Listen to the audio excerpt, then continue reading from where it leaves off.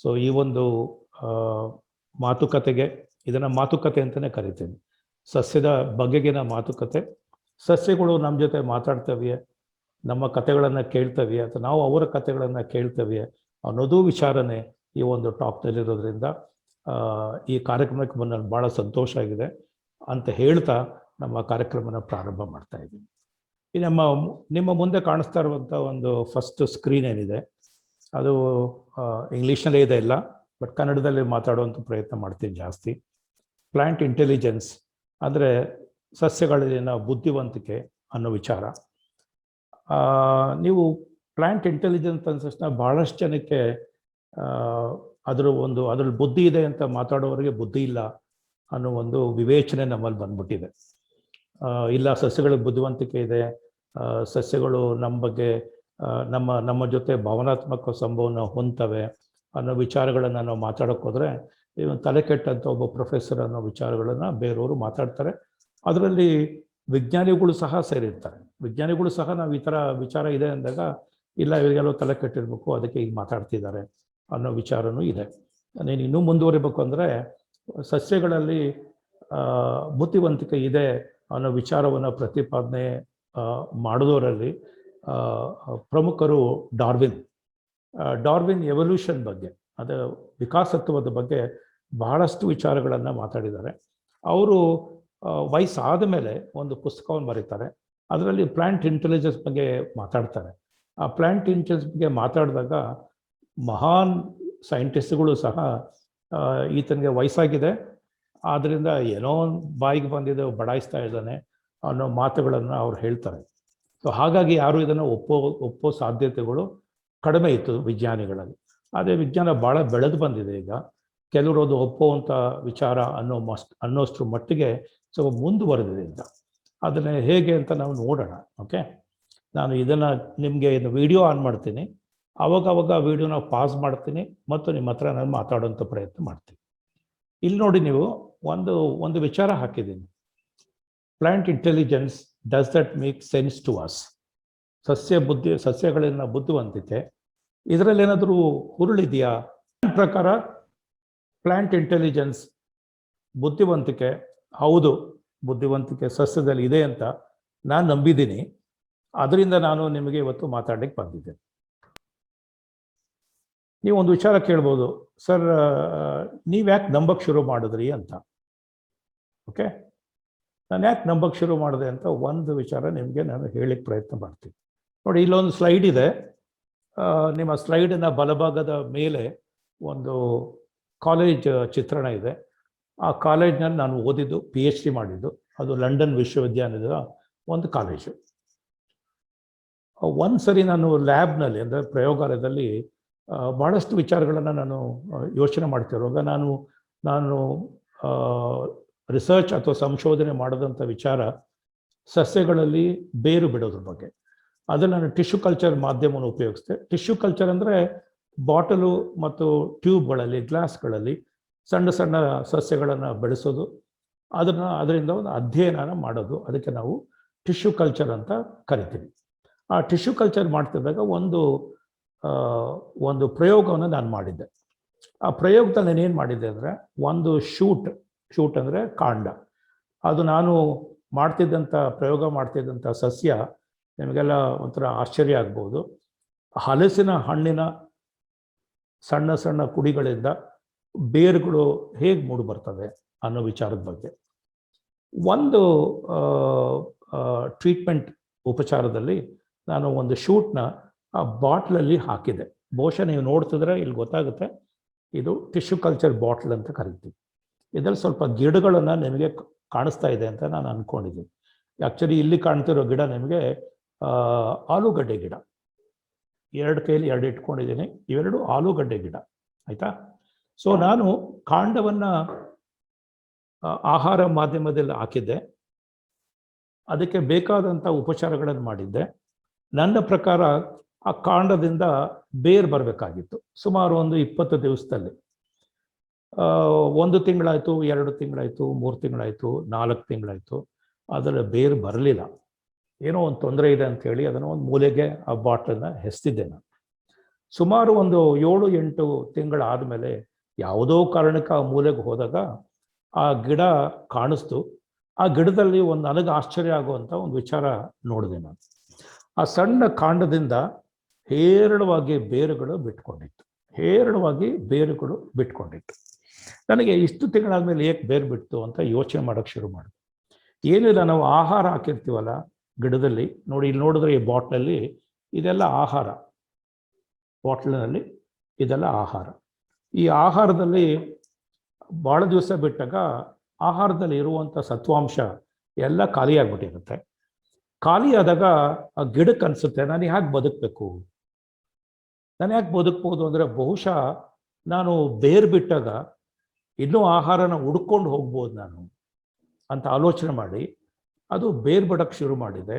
ಅದು ಆ ಬಾಟಲಿಯ ಸುತ್ತಲೂ ಕೆಳಗಡೆ ನೋಡಿ, ಇಲ್ಲಿ ನೋಡಿದ್ರೆ ನಿಮ್ಗೆ ಗೊತ್ತಾಗುತ್ತೆ, ಈ ಬಾಟಲಿಗೆ ಸುತ್ತಲೂ ಗಿಡ ಬೇರನ್ನು ಹಡ್ಕೊಳ್ತಾ ಹೋಗುತ್ತೆ. ಆವಾಗ ನನಗೆ ಸಸ್ಯದಲ್ಲಿ ಬುದ್ಧಿವಂತಿಕೆ ಅಂದರೆ ಇದೇನಾ ಅನ್ನೋ ಒಂದು ಪ್ರಶ್ನೆ ನನಗೆ ಕಾಡೋಕ್ಕೆ ಶುರುವಾಯಿತು. ಅದನ್ನು ನಾನು ನಂಬಿದೆ. ಅದಾದಮೇಲೆ ಮತ್ತೊಂದು ವಿಚಾರ ಆಯಿತು. ನಾನು ಇಂಗ್ಲೆಂಡಿಂದ PhD ಮುಗಿಸ್ಕೊಂಡು ಬಂದಮೇಲೆ, ಇದು ನಿಮಗೆ ಎದುರು ಕಾಣಿಸ್ತಿರೋದು ನಾನು ಓದ್ತಾ ಇರುವಂಥ ಕಾಲೇಜು, ತೋಟಗಾರಿಕೆ ವಿಭಾಗ. ಅಲ್ಲೊಂದು ಕಮಾನ್ ಇದೆ, ಆ ಕಮಾನ್ ನೋಡ್ತಾ ಇರ್ಬೋದು. ಆ ಕಮಾನಲ್ಲಿ ನನ್ನ ಮನೆಯಲ್ಲಿದ್ದಂಥ 1-2 ಗಿಡಗಳನ್ನು ತಂದು ಹಾಕಿದ್ದೆ. ಅದಕ್ಕೆ ಇಂಗ್ಲೀಷ್ನಲ್ಲಿ ಹೋಯಾ ಕಾರ್ನೋಸಾ ಅಂತ ಗಿಡದ ಹೆಸರು. ಆ ಗಿಡದಲ್ಲಿ ಅದ್ಭುತವಾದ ಸುವಾಸನೆ ಇದೆ. ಅದು ನೆರಳಲ್ಲೂ ಬರುವಂಥ ಒಂದು ಗಿಡ. ಆ ಕಮಾನಿನ ಮೇಲೆ ಹರಡಕ್ಕೆ ಬಿಟ್ಟಿದೆ. ಒಂದ್ಸರಿ ಬಂದಾಗ ಆ ಕಮಾನಿನಲ್ಲಿ ಹರಡದಂಥ ಗಿಡ, ಆ ಚಪ್ಪರ ಇದೆಯಲ್ಲ, ಆ ಚಪ್ಪರದಲ್ಲಿ ಗ್ರಿಲ್ಸ್ ಕಾಣಿಸ್ತವೆ, ಈ ಥರ ಕಾಣಿಸ್ತವೆ ಗ್ರಿಲ್. ಆ ಚಪ್ಪರದಲ್ಲಿ ಮನೆಗಳಿದಾವಲ್ಲ, ಆ ಒಂದು ಮನೆಯಿಂದ ಒಂದು ದೊಡ್ಡದಾದಂಥ ಒಂದು ಸ್ಟೆಮ್ ಭಾಳ ದೂರಕ್ಕೆ ಹೋಗಿತ್ತು. ಒಂದು ಮನೆಯಿಂದ ಲೂಪ್ ಅಂತಾರೆ ಅದಕ್ಕೆ. ಆ ಒಂದು ಮನೆಯಲ್ಲಿ ಹೋಗಿ ಭಾಳ ದೂರಕ್ಕೆ ಹೋಗಿತ್ತು. ನಾನು ಎಷ್ಟು ಚೆನ್ನಾಗಿ ಬೆಳೆದ್ಬಿಟ್ಟಿದ್ದೆಲ್ಲ ಅಂತ ಖುಷಿ ಪಟ್ಕೊಂಡು ಅದು ಎಲ್ಲಿಂದ ಬಂದಿತ್ತು ಅಂತ ನಾನು ನೋಡಿದ್ದೆ. ಮಾರನೇ ದಿವಸ ಅಲ್ಲೇ ಬಂದಾಗ ನಾನೇನೋ ಅಪರೂಪವಾಗಿ ಮತ್ತೆ ಆ ಗಿಡದ ಹತ್ರ ಹೋದೆ. ಆ ಗಿಡದ ಹತ್ರ ಹೋದಾಗ ಅದು ಭಾಳ ದೂರಕ್ಕೆ ಹೋದಂಥ ಒಂದು ಕಡ್ಡಿ, ಅದ್ಯಾಕೋ ಇದು ಪಕ್ಕದ ಇದೊಂದು ಗ್ರಿಲ್, ಅಂದರೆ ಇಲ್ಲಿಂದ ಬಂದಂಥ ಒಂದು ಕಾಂಡ. ನೆಕ್ಸ್ಟ್ ಹೋದಾಗ ಇಲ್ಲಿಂದ ಬಂದು ಮತ್ತೊಂದು ಲೂಪ್ ತಗೊಂಡು ಮತ್ತೆ ಹಾಗೆ ಮುಂದಕ್ಕೆ ಹೋಗಿತ್ತು. ನನಗೆ ಆಶ್ಚರ್ಯ ಆಯಿತು, ಮುಂದಕ್ಕೆ ಹೋಗಿದ್ದಂಥ ಒಂದು ಕುಡಿ ಇದೆಯಲ್ಲ, ಆ ಕುಡಿ ವಾಪಸ್ ಬಂತ, ಕುಡಿ ಏಕೆ ವಾಪಸ್ ಬರುತ್ತೆ ಅಂತ ಆಲೋಚನೆ ಮಾಡಿದಾಗ ನನಗೆ ಕುಡಿ ಬಹುಶಃ ಹಾವಿನ ಥರ ಮುಂದಕ್ಕೆ ಹೋಗುತ್ತೆ, ಹಾವು ಥರ ಎಲ್ಲ ಮುಟ್ಕೊಳ್ಳುತ್ತೆ, ಮುಟ್ಕೊಂಡು ವಾಪಸ್ ಬಂದಿರಬೇಕು. ನಾನು ತಗೊಂಡಿರುವಂಥ ಒಂದು ರೂಟ್ ಇದೆಯಲ್ಲ ಅದು ಭದ್ರವಾಗಿಲ್ಲ ಅಂತ ಬಂದಿರಬೇಕು, ಅದಕ್ಕೆ ಅದು ವಾಪಸ್ ಬಂದಿರಬಹುದು ಅಂತ ನನ್ನ ಆಲೋಚನೆ. ಅಥವಾ ಮತ್ತೊಂದು ಆಲೋಚನೆ ಬಂದಿತ್ತು ನನಗೆ, ಇಲ್ಲಿ ಇದ್ದಂಥ ಯಾರಾದರೂ ಗಾರ್ಡನರ್ಸ್ ಇರ್ತಾರಲ್ಲ, ಅವ್ರು ಬಂದು ಬಹುಶಃ ಭಾಳ ಮುಂದಕ್ಕೆ ಹೋಗ್ಬಿಟ್ಟಿದೆ ಅಂತೇಳಿ ಆ ಕಾಂಡನ ತಂದು ವಾಪಸ್ ತಂದು ಮತ್ತೊಂದು ಮನೆಯಿಂದ ಹೊರಗಡೆ ಬಿಟ್ರ ಗಟ್ಟಿಯಾಗಿ ನಿಂತ್ಕೊಳ್ಳಿ ಅಂತಲೂ ಅನಿಸಿತ್ತು. ನಾವು ಹೇಳೋ ಕೆಲಸನೇ ಗಾರ್ಡನರ್ಸ್ ಮಾಡೋದಿಲ್ಲ, ನಾವು ಹೇಳದೇ ಇರೋ ಕೆಲಸ ಯಾಕೆ ಮಾಡ್ತಾರೆ ಅವರು ಅಂತ. ಇಲ್ಲ, ಅದು ತಪ್ಪಿರ್ಬೋದು. ಸಸ್ಯ ಮುಂದಕ್ಕೆ ಹೋಗಿ ಅದ್ರ ತುದಿ ಮುಂದಕ್ಕೆ ಹೋಗಿ ಭದ್ರವಾಗಿಲ್ಲ ಅಂತ ತಿಳಿದು ಮತ್ತೆ ವಾಪಸ್ ಬಂದು ಮತ್ತೊಂದು ಮನೆಯಿಂದ ಹೊರಗಡೆ ಹೋಗಿದೆ ಅನ್ನೋದು ನನಗೆ ಭಾಸವಾಯಿತು. ಅದು ಸತ್ಯನ ಹೌದಾ ಇಲ್ವ ಅಂತ ನಾನು ಆಲೋಚನೆ ಮಾಡ್ತಿದ್ದೆ. ಬಟ್ ಇತ್ತೀಚೆಗೆ ಇರುವಂಥ ಹಲವಾರು ವಿಧಾನಗಳಿಂದ ಸತ್ಯವಾಗ್ಲೂ ಖಂಡಿತ ಅದು ಮುಂದಕ್ಕೆ ಹೋಗಿದೆ, ಮತ್ತೆ ಹಿಂದಕ್ಕೆ ಬಂದು ಮತ್ತೊಂದು ಮನೆಯಿಂದ ಮುಂದಕ್ಕೆ ಹೋಗಿದೆ ಅಂತ ನನಗನ್ನಿಸ್ತು. ಯಾಕಂದ್ರೆ ಮತ್ತೊಂದು ಮನೆಯಿಂದ ಮುಂದಕ್ಕೆ ಹೋಗಿದೆ ಅಂದರೆ ಅದು ಬೆಳೆಯುವಂಥ ಕುಡಿಯಲ್ಲಿ ಹೂವು, ಹಣ್ಣು, ಕಾಯಿ ಎಲ್ಲ ಬರೋದ್ರಿಂದ ಗಟ್ಟಿಯಾಗಿ ಹಿಡ್ಕೋಬೇಕು ಅಂತೇಳ ಆಸರೆಗೋಸ್ಕರ ಅದು ಎಲ್ಲ ಮನೆಗಳಲ್ಲೂ ಹೀಗೆ ಹೋಗುತ್ತೆ. ಹಾವಿನ ಥರ ಸುತ್ಕೊಂಡು ಮುಂದಕ್ಕೆ ಹೋಗ್ತಾ ಇರುತ್ತೆ, ಗಟ್ಟಿಯಾಗಿರ್ಬೇಕು ಅಂತ. ಮುಂದೆ ಒಂದು ವಿಡಿಯೋ ತೋರಿಸ್ತೀನಿ ನಿಮಗೆ. ಆ ವಿಡಿಯೋ ನೋಡಿ. ಆ ವಿಡಿಯೋ ಬಳಸಿದಂಥ ಒಂದು ಕ್ಯಾಮರಾ ಟೈಮ್ ಲ್ಯಾಪ್ಸ್ ಕ್ಯಾಮರಾ ಅಂತ. ಅದು ಆ ಕ್ಯಾಮರಾ ಆವಾಗ ನಾನು ಓದ್ತಾ ಇರುವಂಥ ಕಾಲದಲ್ಲಿ ಕಷ್ಟ ಸಾಧ್ಯ ಇತ್ತು. ಈಗ ಎಲ್ಲ ಸ್ಮಾರ್ಟ್ ಕ್ಯಾಮರಾದಲ್ಲೂ ಟೈಮ್ ಲ್ಯಾಪ್ಸ್ ಕ್ಯಾಮರಾ ಇದೆ. ಆ ಟೈಮ್ ಲ್ಯಾಪ್ಸ್ ಕ್ಯಾಮರಾ ಅಂದರೆ ಏನು ಅಂದರೆ, ನೀವು ಒಂದು ಕ್ಯಾಮ್ರಾನ ಒಂದು ಸಸ್ಯದ ಹತ್ರ ಮುಂದೆ ಇಟ್ಬಿಟ್ರೆ, ಅದನ್ನು ಆನ್ ಮಾಡಿದ್ರೆ ಬಹುಶಃ ನೀವು 1 ದಿವಸಗಳ ಕಾಲ ಆ ಗಿಡ ಹೇಗೆ ಬೆಳೀತಿರ್ಬೋದು ಅನ್ನೋದನ್ನ ಪಿಕ್ಚರ್ ಮಾಡಿಬಿಟ್ಟಿರುತ್ತೆ. ನೀವು ಅದನ್ನು ಮತ್ತೆ ಕ್ಯಾಮ್ರಾ ಆನ್ ಮಾಡಿದಾಗ ಸುಮಾರು 30 ಸೆಕೆಂಡ್ಗಳಲ್ಲಿ ಅಥವಾ 1 ನಿಮಿಷಗಳಲ್ಲಿ ಬೆಳಗ್ಗೆಯಿಂದ ಸಾಯಂಕಾಲ ಸಸ್ಯ ಹೇಗೆ ಬೆಳೆದಿರ್ಬೋದು ಅನ್ನೋದು ಟೈಮ್ ಲ್ಯಾಬ್ಸ್ ಕ್ಯಾಮ್ರಾದಿಂದ ಸೆರೆ ಹಿಡಿಬೋದು. ಆ ಕ್ಯಾಮ್ರಾನ ಅಲ್ಲಿ ಸೆರೆ ಹಿಡಿದಂಥ ಒಂದು ಪಿಕ್ಚರನ್ನು ನಿಮಗೆ ಆನ್ ಮಾಡ್ತೀನಿ. ಆನ್ ಮಾಡಿದಾಗ ಆಮೇಲೆ ಮತ್ತೆ ಮಾತಾಡೋಣ ಅದ್ರ ಬಗ್ಗೆ.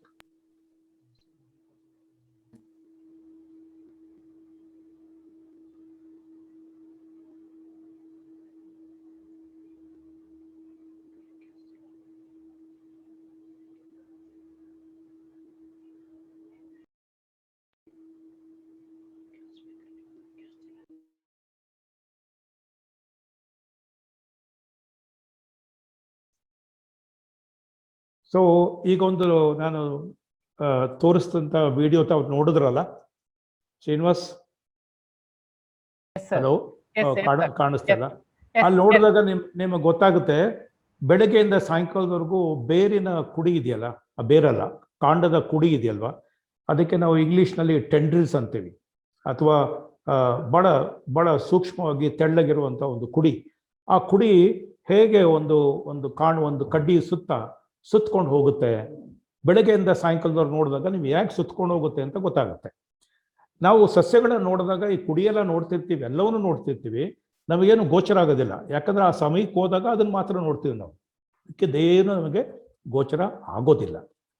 ಆದರೆ ಕ್ಯಾಮ್ರಲ್ಲಿ ನೋಡಿದಾಗ ಅದು ಏನೆಲ್ಲ ಕಷ್ಟಪಟ್ಟಿರ್ಬೋದು, ಏನೆಲ್ಲ ತೊಂದರೆ ಅನುಭವಿಸಿರ್ಬೋದು, ಅಥವಾ ಯಾವ ಬುದ್ಧಿವಂತಿಕೆಯಿಂದ ಅದು ಹರಡ್ಕೊಂಡು ಹೋಗಿರ್ಬೋದು ಅನ್ನೋದು ನಿಮಗೆ ಭಾಳ ಕ್ಲಿಯರ್ ಆಗಲ್ಲಿ ಗೊತ್ತಾಗುತ್ತೆ.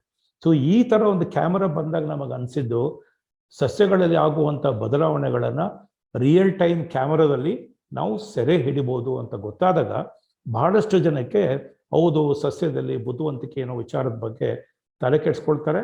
ಅವರು ಭಾಳಷ್ಟು ಜನ ಇದನ್ನು ನಂಬ್ತಾರೆ. ಈಗ ನಾನು ನಮ್ಮ ಮನೆ ಮುಂದೆ ಈ ಗಿಡ ನೋಡಿದ್ದೆ. ಇಲ್ಲೊಂದು ಪಿಕ್ಚರ್ ಕಾಣಿಸ್ತಾ ಇದೆ ನಿಮಗೆ. ಒಂದು ಕಂಬಿ ಇದೆ, ಆ ಕಂಬಿ ಮೇಲೆ ಒಂದು ಗಿಡ ಹರಡಿದೆ. ಆ ಗಿಡದ ಮೇಲೆ 3 ಕಡೆ ಹೂ ಬಂದಿದೆ. ಅದೊಂಥರ ಭಾಳ ಇಂಟ್ರೆಸ್ಟಿಂಗ್ ಹೂ ಅದು. ಆ ಹೂ ಎಲ್ಲೆಲ್ಲೂ ಬಂದಿದೆಯೋ ಅಲ್ಲಿ ಆ ಕಾಂಡದ ಒಂದು ಕುಡಿ ಇದೆಯಲ್ಲ, ಲತಾ ಕುಡಿ, ಆ ಲತಾ ಕುಡಿ ಅಥವಾ ಲತಾ ತಂತು ಅಂತೀವಲ್ಲ, ಅದು ಬಂದು ಆ ಕಂಬಿಗೆ ಸುತ್ತಕೊಂಡಿದೆ. ನೀವೆಲ್ಲೆಲ್ಲಿ ಸುತ್ತಕೊಂಡಿದೆ ಅಂತ ನೋಡಿದ್ರೆ, ಎಲ್ಲೆಲ್ಲಿ ಹೂಗಳನ್ನು ಕೊಟ್ಟಿದೆಯೋ ಅಲ್ಲಿ ಮಾತ್ರ ಸುತ್ತಕೊಂಡಿದೆ. ಅದರ ಅರ್ಥ ಏನು? ನಾನು ಹೂಗಳನ್ನು ಬಿಟ್ಟಿದ್ದೀನಿ, ಈ ಹೂಗಳಿಂದ ಬೀಜ ಬರುತ್ತೆ, ಬೀಜ ಬಂದಾಗ ನನ್ನೊಂದು ಮರಿ ಹುಟ್ಟೋ ಸಾಧ್ಯತೆಗಳು ಜಾಸ್ತಿ ಇದೆ. ಆ ಮರಿ ನನ್ನ ಕುಡಿ ಅಂತಿರುತ್ತಲ್ಲ, ನನ್ನ ಜೀವ, ನನ್ನ ಮಕ್ಕಳು ಚೆನ್ನಾಗಿ ಜೀವನ ಮಾಡಬೇಕು, ಆದ್ದರಿಂದ ಅವಿಗೆ ಭದ್ರತೆ ಕೊಡಬೇಕು ಅನ್ನೋ ವಿಚಾರಕ್ಕೆ ಎಲ್ಲೆಲ್ಲಿ ಹೂ ಬರುತ್ತೋ ಅಲ್ಲಿ ಅದು ಬೇರೆ ಆಸರೆಯನ್ನು ಬೇಡ್ಕೊಂಡು ಕಂಬಿ ಆಗಲಿ ಅಥವಾ ಕಡ್ಡಿ ಆಗಲಿ ಹೇಗೋ ಅದನ್ನು ಬಲಪಡಿಸುವಂಥ ಪ್ರಯತ್ನವನ್ನು ಸಸ್ಯ ಮಾಡ್ತಾ ಇದೆ. ಇದನ್ನು ನಾವು ಇಂಟೆಲಿಜೆನ್ಸ್ ಅನ್ಬೇಕಾ, ಇನ್ನೇನು ಅನ್ಬೇಕು? ನಾವು ಅನ್ಕೊಂಬಿಟ್ಟಿದ್ದೀವಿ. ಇವಾಗ ನಮ್ಮ ತಾಯಿ ಇರ್ತಾರೆ, ನಮ್ಮ ತಾಯಿ ನಮ್ಮನ್ನು ಕಾಪಾಡ್ತಾರೆ, ಆಸರೆ ಇದೆ, ತಂದೆ ಇರ್ತಾರೆ, ಕೈ ಹಿಡ್ಕೊಂಡು ಓಡಾಡ್ತಾರೆ, ಎಲ್ಲವನ್ನೂ ಮಾಡ್ತಿರ್ತಾರೆ. ಅದಕ್ಕೂ ನಾವು ಅದು ಇಂಟೆಲಿಜೆನ್ಸ್, ಬಹಳ ಬುದ್ಧಿವಂತಿಕೆ ಇದೆ, ಮನುಷ್ಯರು ಬಹಳ ಶ್ರೇಷ್ಠ, ಬಹಳ ಬುದ್ಧಿವಂತನೇ ಇದೆ, ಕಾಪಾಡ್ತಾರೆ, ತಮ್ಮ ಮಕ್ಕಳನ್ನು ಕಾಪಾಡ್ಕೊಳ್ತಾರೆ ಅವ್ರು ಬೆಳೆಯೋವರೆಗೂ, ಹಾಗೆ ಹೀಗೆ ಅಂತ ವಿಚಾರಗಳನ್ನು ಮಾತಾಡ್ತೀವಿ. ಅದು ಸತ್ಯ. ಆದರೆ ಸಸ್ಯದಲ್ಲೂ ಇದಿದೆ, ಅದನ್ನು ನಮ್ಮ ಪರಿಗಣನೆಗೆ ಬರಲ್ಲ. ಯಾಕಂದ್ರೆ ಸಸ್ಯ ಆದರೆ ನಮ್ಗೇನು ಬರುತ್ತೆ, ಆ ಸಸ್ಯ ಒಂದು ಬೆಳೆಯುತ್ತೆ, ಬೆಳೆದಾಗ ಒಂದು ಜಾಸ್ತಿ ಬೆಳೆದಾದ್ಮೇಲೆ ಹೂಗಳನ್ನು ಕೊಡುತ್ತೆ, ಹೂಗಳನ್ನು ಕೊಟ್ಟಮೇಲೆ ಹಣ್ಣಾಗುತ್ತೆ, ಹಣ್ಣನ್ನು ನಾವು ತಿಂತೀವಿ, ಆದಮೇಲೆ ಅದು ಬೀಜ ಇರುತ್ತೆ, ಬೀಜ ಬಿದ್ದಾಗ ಮತ್ತೊಂದು ಗಿಡ ಆಗುತ್ತೆ. ಇಷ್ಟು ಬಿಟ್ಬಿಟ್ಟು ನಾವು ಸಸ್ಯದ ಬಗ್ಗೆ ಯಾವುದೇ ವಿಚಾರದ ಬಗ್ಗೆ ನಾವು ತಲೆ ಕೆಡಿಸ್ಕೊಳ್ಳೋದಿಲ್ಲ. ಆ ಸಸ್ಯನ ಇಷ್ಟೇ ನಾವು ಆಲೋಚನೆ ಮಾಡೋದ್ರಿಂದ, ಗಿಡ ಬೆಳೆಯುತ್ತೆ, ಹೂ ಕೊಡುತ್ತೆ, ಹಣ್ಣು ಕೊಡುತ್ತೆ ಅಂತ ಆಲೋಚನೆ ಮಾಡೋದ್ರಿಂದ ಆ ಗಿಡ ಒಂದು ಜಡ ವಸ್ತು ಅನ್ನೋಷ್ಟು ಮಟ್ಟಿಗೆ ನಮ್ಮಲ್ಲಿ ಒಂದು ನಿರ್ಲಿಪ್ತತೆ ಬಂದ್ಬಿಟ್ಟಿದೆ. ಅದಲ್ಲ, ಅದು ಮನುಷ್ಯರು ಎಷ್ಟು ಬುದ್ಧಿವಂತಿಕೆಯಿಂದ, ಮನುಷ್ಯರು ಎಷ್ಟು ಭಾವನಾತ್ಮಕವಾಗಿ ತಮ್ಮ ಮಕ್ಕಳನ್ನು ನೋಡ್ಕೊಳ್ತಾರೆ, ಅದೇ ರೀತಿ ಸಸ್ಯಗಳು ಸಹ ತಮ್ಮ ಮಕ್ಕಳನ್ನು ಕಾಪಾಡ್ಕೊಂಡು ಬರ್ತಾರೆ. ಮುಂದಿನ ಒಂದು ಸ್ಲೈಡ್ ತೋರಿಸ್ತೀನಿ ತಮಗೆ. ಇಲ್ಲಿ ನೋಡಿ, ಇಲ್ಲಿ ಒಂದು ತಾಯಿಯ ಪಿಕ್ಚರು ಮತ್ತು ಒಂದು ಮಗುವಿನ ಒಂದು ಚಿತ್ರ ಹಾಕಿದ್ದೀನಿ. ತಾಯಿ ಮತ್ತು ಭಾವನಾತ್ಮಕವಾಗಿ ಬಹಳ ಹತ್ರ ಅನುಭವವನ್ನು ಸ್ವಾದ ಮಾಡ್ತಿದ್ದಾರೆ. ಇನ್ನೊಂದು ಪಿಕ್ಚರಲ್ಲಿ ತಾಯಿಯ ಹೊಟ್ಟೆಯಲ್ಲಿರುವಂಥ ಆ ಗರ್ಭ ಶಿಶು ತೋರಿಸಿದ್ದೀನಿ. ಆಮೇಲೆ ಆ ತಾಯಿ ಕೇರ್ ಮಾಡ್ತಾರೆ ಮತ್ತು ತಾಯಿ ಹೊರ್ತಾಳೆ ಮತ್ತು ಮಕ್ಕಳನ್ನು ನೋಡ್ಕೊಳ್ತಾಳೆ ಅನ್ನೋದು ಭಾಗ 1. ಇನ್ನೊಂದು ಭಾಗ ಏನಂದ್ರೆ ಇಲ್ಲೊಂದು ಗರ್ಭ ಶಿಶುವಲ್ಲಿ ತಾಯಿ ಗರ್ಭ ಇದೆಯಲ್ಲ, ಆ ಮಗು ಇದೆಯಲ್ಲ, ಆ ಮಗುವಿನ ಸುತ್ತಲೂ ನೀರು ಅಥವಾ ದ್ರವ ಇರುತ್ತೆ. ಅದಕ್ಕೆ ಆಮ್ನಿಯಾಟಿಕ್ ಫ್ಲೂಯಿಡ್ಸ್ ಅಂತ ಕರೀತಾರೆ. ಅದು ತಾಯಿ ಮಗುವನ್ನ ಕಾಪಾಡ್ತಾ ಇರುತ್ತೆ. ಅದೊಂದು ಸುತ್ತಲೂ ಆ ನೀರು ಮಗುವನ್ನ ಕಾಪಾಡ್ತಿರುತ್ತೆ. ನೀವು ನೆಕ್ಸ್ಟ್ ಪಿಕ್ಚರ್ ನೋಡಿ. ಇದು ಸೌತೆಕಾಯಿ ಮತ್ತು ಕರ್ಬೂಜ. ಈ ಸೌತೆಕಾಯಿನ ಕಟ್ ಮಾಡಿದ ಪಿಕ್ಚರ್ ಒಂದಿದೆ, ಅಡ್ಡಲಾಗಿ ಕತ್ತರಿಸಿದಂಥ ಒಂದೆರಡು ಪಿಕ್ಚರ್ ಇದೆ. ಅಲ್ಲಿ ಬೀಜಗಳನ್ನು ನೋಡಿ. ನೀವು ಸೌತೆಕಾಯಿ ತಿಂದಿದ್ದೀರ, ಆ ಬೀಜಗಳ ಸುತ್ತಲೂ ತಾಯಿಯ ಮಗುವಿನ ಭ್ರೂಣದ ಸುತ್ತಲೂ ಇರುವಂಥ ನೀರು ಅಂತೀವಲ್ಲ, ಅದೇ ರೀತಿಯ ದ್ರವ ಈ ಬೀಜಗಳ ಸುತ್ತಲೂ ಇದೆ. ಈಗ ಹೇಳಿ, ಈ ಗಿಡಕ್ಕೂ ಮತ್ತು ತಾಯಿಗೂ ಏನಾದರೂ ವ್ಯತ್ಯಾಸ ಇದೆಯಾ? ಇಲ್ಲ. ನಾವು ಇದ್ರ ಬಗ್ಗೆ ಚಿಂತೆ ಮಾಡಲ್ಲ. ನಮಗೆ ಹಣ್ಣು ತಿನ್ನುವ ಒಂದು ವಸ್ತು ಅಷ್ಟೇ. ಗಿಡ ಒಂದು ಬೆಳೆಯ ಒಂದು ಯಾವುದೋ ಒಂದು ಜೀವಿ ಅಂತ ಕರಿತೀವಿ. ಬಟ್ ಬೇರೆ ವಿಚಾರಗಳನ್ನು ನಾವು ಮಾತಾಡೋದಿಲ್ಲ. ಇಲ್ಲಿ ಮನುಷ್ಯರಿಗೂ ಮತ್ತು ತಾಯಿಗೂ ಮತ್ತು ಮಗುವಿಗೆ ಯಾವ ಸಂಬಂಧ ಇದೆ, ಅದೇ ಸಂಬಂಧ ಗಿಡದಲ್ಲೂ ತನಗೂ ಮತ್ತು ತಾನು ಹಡದಂಥ ಹಣ್ಣು ಅಥವಾ ಬೀಜಗಳಿಗೂ ಅದೇ ಸಂಬಂಧ. ಅಷ್ಟೇ ಒಂದು ಮುತುವರ್ಜಿಯಿಂದ ತಾಯಿ ನೋಡ್ಕೊಳ್ತಾಳೆ. ಅದು ನಾವು ಯೋಚನೆ ಮಾಡೋದೇ ಇಲ್ಲ. ನೆಕ್ಸ್ಟ್ ಪಿಕ್ಚರ್ ಬರೋಣ. ಇದು ಅಷ್ಟೇ. ತಾಯಿ ಮತ್ತು ಮಗುವಿನ ಒಂದು ಬಾಂಧವ್ಯ ಇದೆಯಲ್ಲ, ಅದು ಎಟರ್ನಲ್ ಅಂತ ಕರಿತೀವಿ. ಎಟರ್ನಲ್ ಅಂದರೆ ಅದು ಯಾವಾಗಲೂ ಇರುತ್ತೆ ಅಂತ. ಹಾಗಾದರೆ ಮರಗಳು ಮತ್ತು ಆ ಮರಗಳಿಂದ ಬಂದಂಥ ಹೊಸ ಗಿಡಗಳು ಇರ್ತಾವಲ್ಲ, ಅಕ್ಕಪಕ್ಕ ಚದುರಿ ಹೋದಂಥ ಗಿಡಗಳು ಇರ್ತಾವಲ್ಲ, ಇಲ್ಲಿ ಚದುರಿರ್ಬೋದು, ಅಥವಾ ಒಂದು ಅರ್ಧ ಕಿಲೋಮೀಟರ್ ದೂರ ಇರ್ಬೋದು, ಅಥವಾ 1 ಕಿಲೋಮೀಟರ್ ದೂರ ಇರ್ಬೋದು. ಈ ದೊಡ್ಡ ತಾಯಿ ಮರದಿಂದ ಉದ್ಭವಿಸಿದಂಥ ಗಿಡಗಳು, ಆ ಬೀಜಂಥ ಗಿಡಗಳು ಮತ್ತು ಆ ಮರಿ ಗಿಡಗಳ ನಡುವೆ ಏನಾದರೂ ಸಂಬಂಧ ಇದೆಯಾ? ತಾಯಿಯ ಮರಿಗಿಡಗಳನ್ನು ಕೇರ್ ಮಾಡುವಂಥ ಅಥವಾ ಆಯ್ಕೆ ಮಾಡುವಂಥವ ಮಾಡಕ್ಕೆ ಸಾಧ್ಯ ಇಲ್ಲ, ಮಾಡ್ತಾಳ ಅಥವಾ ಬಿಟ್ಬಿಟ್ಟಿರ್ತಾಳ. ನಾವು ನಮ್ಮ ಮಕ್ಕಳನ್ನ ಸಾಯೋವರೆಗೂ ನೋಡ್ಕೊಳ್ತಿರ್ತೀವಿ. ತಾಯಿ ನೋಡ್ಕೊಳ್ತಾಳ ಆ ಥರ ಅಂತ ಬಂದಾಗ, ಕೆನಡಾದ ಒಂದು ವಿಶ್ವವಿದ್ಯಾಲಯದಲ್ಲಿ ಒಂದು ಸಂಶೋಧನೆ ಆಗುತ್ತೆ. ಆ ಸಂಶೋಧನೆಯಲ್ಲಿ ತಾಯಿ ಅಂದರೆ ಒಂದು ದೊಡ್ಡ ಮರ, ಡಗ್ಲಸ್ ಫಿರ್ ಅಂತ ಒಂದು ಮರ ಇದೆ. ಡಗ್ಲಸ್ ಫಿರ್ ಅಂತ ಒಂದು ಮರ ಇದೆ. ದೊಡ್ಡ ಮರಗಳು ಕಾಡುಗಳಲ್ಲಿ ಭಾಳ ಬೆಳೀತಿರ್ತವೆ ಆಸ್ಟ್ರೇಲಿಯಾದಲ್ಲಿ. ಆ ತಾಯಿಗೂ ಮತ್ತು ಅದಕ್ಕೂ ಸಂಬಂಧ ಇದೆಯಾ? ತಾಯಿಗಳು ನೋಡ್ಕೊಳ್ತಾವಲ್ಲ, ಅದಕ್ಕೆ ಒಂದು ಸಂಶೋಧನೆ ಮಾಡಿದ್ದಾರೆ. ನೀವು ಒಂದು ಆಲೋಚನೆ ಮಾಡ್ಬೇಕೀಗ. ನಿಮ್ಮಲ್ಲಿ ಹೌದು ಇಲ್ಲ ತಾಯಿ ಮತ್ತು ಮಗುನ ನೋಡ್ಕೊಳ್ಳುತ್ತೆ ಅಂದಾಗ ಒಂದು ಆಲೋಚನೆ ಮಾಡಬೇಕು, ಅಥವಾ ಇಲ್ಲ ಅಂದಾಗಲೂ ಒಂದು ಆಲೋಚನೆ ಮಾಡಬೇಕು. ನೀವು ಬಹುಶಃ ನೀವೆಲ್ಲ ಸೌತ್ ಕೆನಡಾದವ್ರು ಭಾಳ ಇದ್ದೀರಿ. ಒಂದು ಕಾಡಿಗೆ ಹೋಗಿ ನಿಂತ್ಕೊಳ್ಳಿ. ಕಾಡಿಗೆ ಹೋಗಿ ನಿಂತ್ಕೊಂಡಾಗ ನಿಮ್ಮ ಕಾಲಿನ ಕೆಳಗಡೆ ಸುಮಾರು ಒಂದು 100 ಮೀಟರ್ ಕೆಳಗಡೆ ಅಂತ ಇಟ್ಕೊಳ್ಳಿ, ಅಥವಾ ಒಂದು 10 ಮೀಟರ್ ಕೆಳಗಡೆ ಅಂತ ಇಟ್ಕೊಳ್ಳಿ. ಆಲೋಚನೆ ಮಾಡಿದಾಗ ಎಲ್ಲ ಮರಗಳು, ಕೆಳಗಿರುವಂಥ ಎಲ್ಲ ಸಮಗ್ರ ಕ್ರಿಮಿ ಕೀಟಗಳು ಹಾಗೂ ಬೇರೆ ಬೇರೆ ಥರನಾದ ಗಿಡಗಳು, ಬೇರೆ ಬೇರೆ ಥರನಾದ ಜೀವಿಗಳು, ಅವೆಲ್ಲದರ ನಡುವೆ ಸಂಬಂಧ ಇದ್ದೇ ಇರುತ್ತೆ. ಆ ಸಂಬಂಧದ ಬಗ್ಗೆ ನಾವು ಯೋಚನೆ ಮಾಡೋದೇ ಇಲ್ಲ. ಈ ಒಂದು ವಿಡಿಯೋ ನಿಮಗೆ ಆನ್ ಮಾಡಿ ತೋರಿಸ್ತೀನಿ. ಅಲ್ಲಿ ಅವರು ಹೇಳಿರೋದಿಷ್ಟೇ, ಡಗ್ಲಸ್ ಫಿರ್ ಅನ್ನೋ ಒಂದು ಮರದ ಜೊತೆ ಅದು ತನ್ನ ಮಕ್ಕಳನ್ನು ಕಾಪಾಡುತ್ತೆ ಅನ್ನೋದ್ರ ಬಗ್ಗೆ ಒಂದು ವಿಡಿಯೋ ಮಾಡಿದ್ದಾರೆ. ಹೇಗೆ ಕಾಪಾಡುತ್ತೆ ಅಂದರೆ, ನೀವು ಆ ಭೂಮಿ ಕೆಳಗಡೆ ಹೋದಾಗ ಆ ಮರದ ಬೇರುಗಳು ಬೇರೆ ಜೀವಿಗಳ ಬೇರುಗಳ ನಡುವೆ ಸಂಬಂಧವನ್ನು ಹೊಂದಿರ್ತವೆ. ಉದಾಹರಣೆ, ನಾಯಿಕೊಡೆ. ಭೂಮಿ ಕೆಳಗಡೆ ಸಿಕ್ಕಾಪಟ್ಟೆ ನಾಯಿಕೊಡೆಗಳ ಒಂದು ಬೇರಿನಂಥ ಎಸಳುಗಳು ಹರಡಿರ್ತವೆ. ಈ ಮರಕ್ಕೂ ಮತ್ತು ನಾಯಿಕೊಡೆ ಬೇರಿಗೂ ಬಹಳಷ್ಟು ಸಂಬಂಧ ಇದೆ. ಯಾಕಂದ್ರೆ ಆ ಬೇರುಗಳು ಬಹಳ ನವಿರಾದ ಬೇರುಗಳು. ಆ ಬೇರುಗಳ ಜೊತೆ ಸಂಬಂಧವನ್ನು ಪಟ್ಟಿರ್ತವೆ. ಆ ಸಂಬಂಧದಿಂದ ಮರಗಳು ಆ ಒಂದು ಅಣಬೆಗೆ ಬೇಕಾದಂಥ ಆಹಾರವನ್ನು ಕೊಡ್ತವೆ. ಅಣಬೆಗೆ ಬೇಕಾದಂಥ ಆಹಾರ. ಅಣಬೆ ತಾನೇ ಆಹಾರ ಸೃಷ್ಟಿ ಮಾಡ್ಕೊಳಕ್ಕಾಗೋದಿಲ್ಲ, ಬೇರೆ ಯಾರಾದರೂ ಕೊಡಬೇಕು ಅದಕ್ಕಷ್ಟೇ. ಈ ಮರಗಳು ಅಣಬೆಗೆ ಬೇಕಾದಂಥ ಸಕ್ಕರೆ ಅಂಶ ಅಥವಾ ಕಾರ್ಬನ್, ಇಂಗಾಲದ ಅಂಶವನ್ನು ಕೊಡ್ತವೆ. ಮತ್ತು ಅದರ ಬೇರುಗಳನ್ನು ಉಪಯೋಗಿಸಿ ತನ್ನ ಕುಡಿಗಳ ಜೊತೆ ಸಂಬಂಧವನ್ನು ಬೆಳೆಸ್ತವೆ. ತನ್ನ ಕುಡಿಗಳು ಎಲ್ಲೋ ಒಂದು 10 ಮೀಟರ್ ದೂರ ಅಥವಾ 20 ಮೀಟರ್ ದೂರ, 50 ಮೀಟರ್ ದೂರ ಸಂಬಂಧವನ್ನು ಬೆಳೆಸ್ತವೆ. ತನ್ನ ಮಕ್ಕಳಿಗೂ ಸಹ ಆ ಒಂದು ನಾಯಿ ಕೊಡೆಗಳ ನವಿರಾದ ಬೇರುಗಳಿಂದ ಕಳಿಸ್ತಾ ಇರ್ತವೆ. ಈ ವಿಚಾರ ನಾವು ಆಲೋಚನೆಯೂ ಮಾಡಿರಲ್ಲ, ಯೋಚನೆಯೂ ಮಾಡಿರಲ್ಲ. ಈ ವಿಡಿಯೋ ನೋಡಿ, ಆ ವಿಡಿಯೋ ನೋಡಿದಾಗ ನಿಮಗೆ ಗೊತ್ತಾಗುತ್ತೆ. ಅವರು ಕಾರ್ಬನ್ ಏನೋ ರೇಡಿಯೋ ಆಕ್ಟಿವ್ ಎಲಿಮೆಂಟ್ ಅಂತ ಇರುತ್ತೆ. ರೇಡಿಯೋ ಆಕ್ಟಿವ್ ಎಲಿಮೆಂಟ್ ಅನ್ನೋದನ್ನ ಕಾರ್ಬನ್ನ ಸಸ್ಯಕ್ಕೆ ಕೊಡ್ತಾರೆ. ಆ ರೇಡಿಯೋ ಆಕ್ಟಿವ್ ಎಲಿಮೆಂಟ್ ಎಲ್ಲರಿಗೂ ಹೋಗಿ ತರಬೇಕು, ಅದಕ್ಕೊಂದು ಒಂದು ಮಾಪನ ಇದೆ. ಆ ಮಾಪನ ಇಟ್ಕೊಂಡು ಹೋದ್ರೆ ನಾವು ಕೊಟ್ಟಂಥ ಆಹಾರ, ರೇಡಿಯೋ ಆಕ್ಟಿವ್ ಆಹಾರ ಕಾರ್ಬನ್, ಲೇಬಲ್ ಅಂತ ನಾವು ಲೇಬಲಿಂಗ್ ಅಂತ ಕರಿತೀವಿ, ಲೇಬಲ್ ಮಾಡಿರ್ತಾರೆ ಅಂತ ಅಂದ್ಕೊಳ್ಳೋಣ. ಅದು ಲೇಬಲ್ ಎಲ್ಲರಿಗೂ ಇರುತ್ತೆ ಅಂತ ಹುಡ್ಕೊಂಡು ಹೋದಾಗ ಬಹಳಷ್ಟು ದೂರಗಳಿಗೂ ತಾಯಿ ಗಿಡಗಳಿಂದ ಆಹಾರ ಹರಿದಿದೆ, ಮತ್ತು ಆಹಾರ ಹರಿದಿರೋ ಕಡೆ ಆ ಮರಿಗಳಿಗೂ ತಾಯಿಯಿಂದ ಆಹಾರ ಹೋಗಿದೆ. ಅಂದರೆ ಕಾರ್ಬನ್ ಥ್ರೂ ಅಂದರೆ ಮುಖಾಂತರ, ಯಾರ ಮುಖಾಂತರ?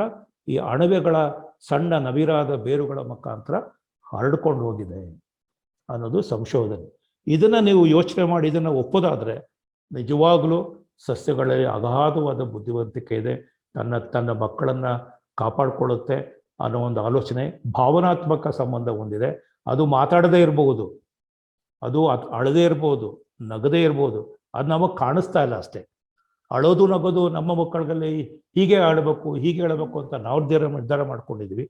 ಸಸ್ಯಗಳು ಯಾಕೆ ಅಳ್ತವೆ, ಯಾವ ರೀತಿ ಅಳ್ತವೆ, ಯಾವ ರೀತಿ ನಗ್ತವೆ, ಯಾವ ರೀತಿ ವಿಹರಿಸ್ತೀವಿ, ಯಾವ ರೀತಿ ಭಾವನಾತ್ಮಕ ಸಂಬಂಧ ಹೊಂದ್ತವೆ ಅಂತ ಅದನ್ನು ತಿಳ್ಕೊಬೇಕಾಗತ್ತೆ ಮುಂದಕ್ಕೆ. ಯಾಕೆ ಮನುಷ್ಯ ಅದ್ರ ಬಗ್ಗೆ ಭಾಳಷ್ಟು ಸಂಶೋಧನೆ ಮಾಡಿಲ್ಲ ಇದ್ರ ಬಗ್ಗೆ ಅಂದರೆ, ಅದರಿಂದ ಸಂಶೋಧನೆ ಮಾಡೋ ನಮಗೆ ಏನು ಬರಬೇಕು ಅನ್ನೋ ಒಂದು ಮನೋಭಾವನೆಯಿಂದ ಅವ್ನು ಮಾಡಿಲ್ಲ. ಆಹಾರ ಜಾಸ್ತಿ ಪ್ರೊಡ್ಯೂಸ್ ಮಾಡ್ಬೋದು, ಹಣ್ಣುಗಳು ಜಾಸ್ತಿ ಬೆಳಿಬೋದು, ಉತ್ಪಾದನೆ ಜಾಸ್ತಿ ಮಾಡ್ಬೋದು, ಅದಕ್ಕೆ ಆಹಾರ ಜಾಸ್ತಿ ಕೊಡಬೇಕು. ಈ ವಿಚಾರಗಳಲ್ಲಿ ವಿಜ್ಞಾನ ತಲೆ ಕೆಡಿಸ್ಕೊಂಡಿದ್ದಾನೆ ಹೊರತು ಇಂಥ ವಿಚಾರಗಳಲ್ಲಿ ತಲೆ ಕೆಡಿಸ್ಕೊಂಡಿಲ್ಲ. ಯಾಕಂದರೆ ಇದೇನು ಬೇಕಾಗಿಲ್ಲ ಅಂತ ಬಹುಶಃ. ಅದು ಮುಂದಕ್ಕೆ ನೋಡೋಣ. ಈ ಒಂದು ವಿಡಿಯೋ ನೋಡಿ. Are all connected below ground by their roots and also by fungi. And you can often see the fruiting bodies of the fungi right next to old trees like this.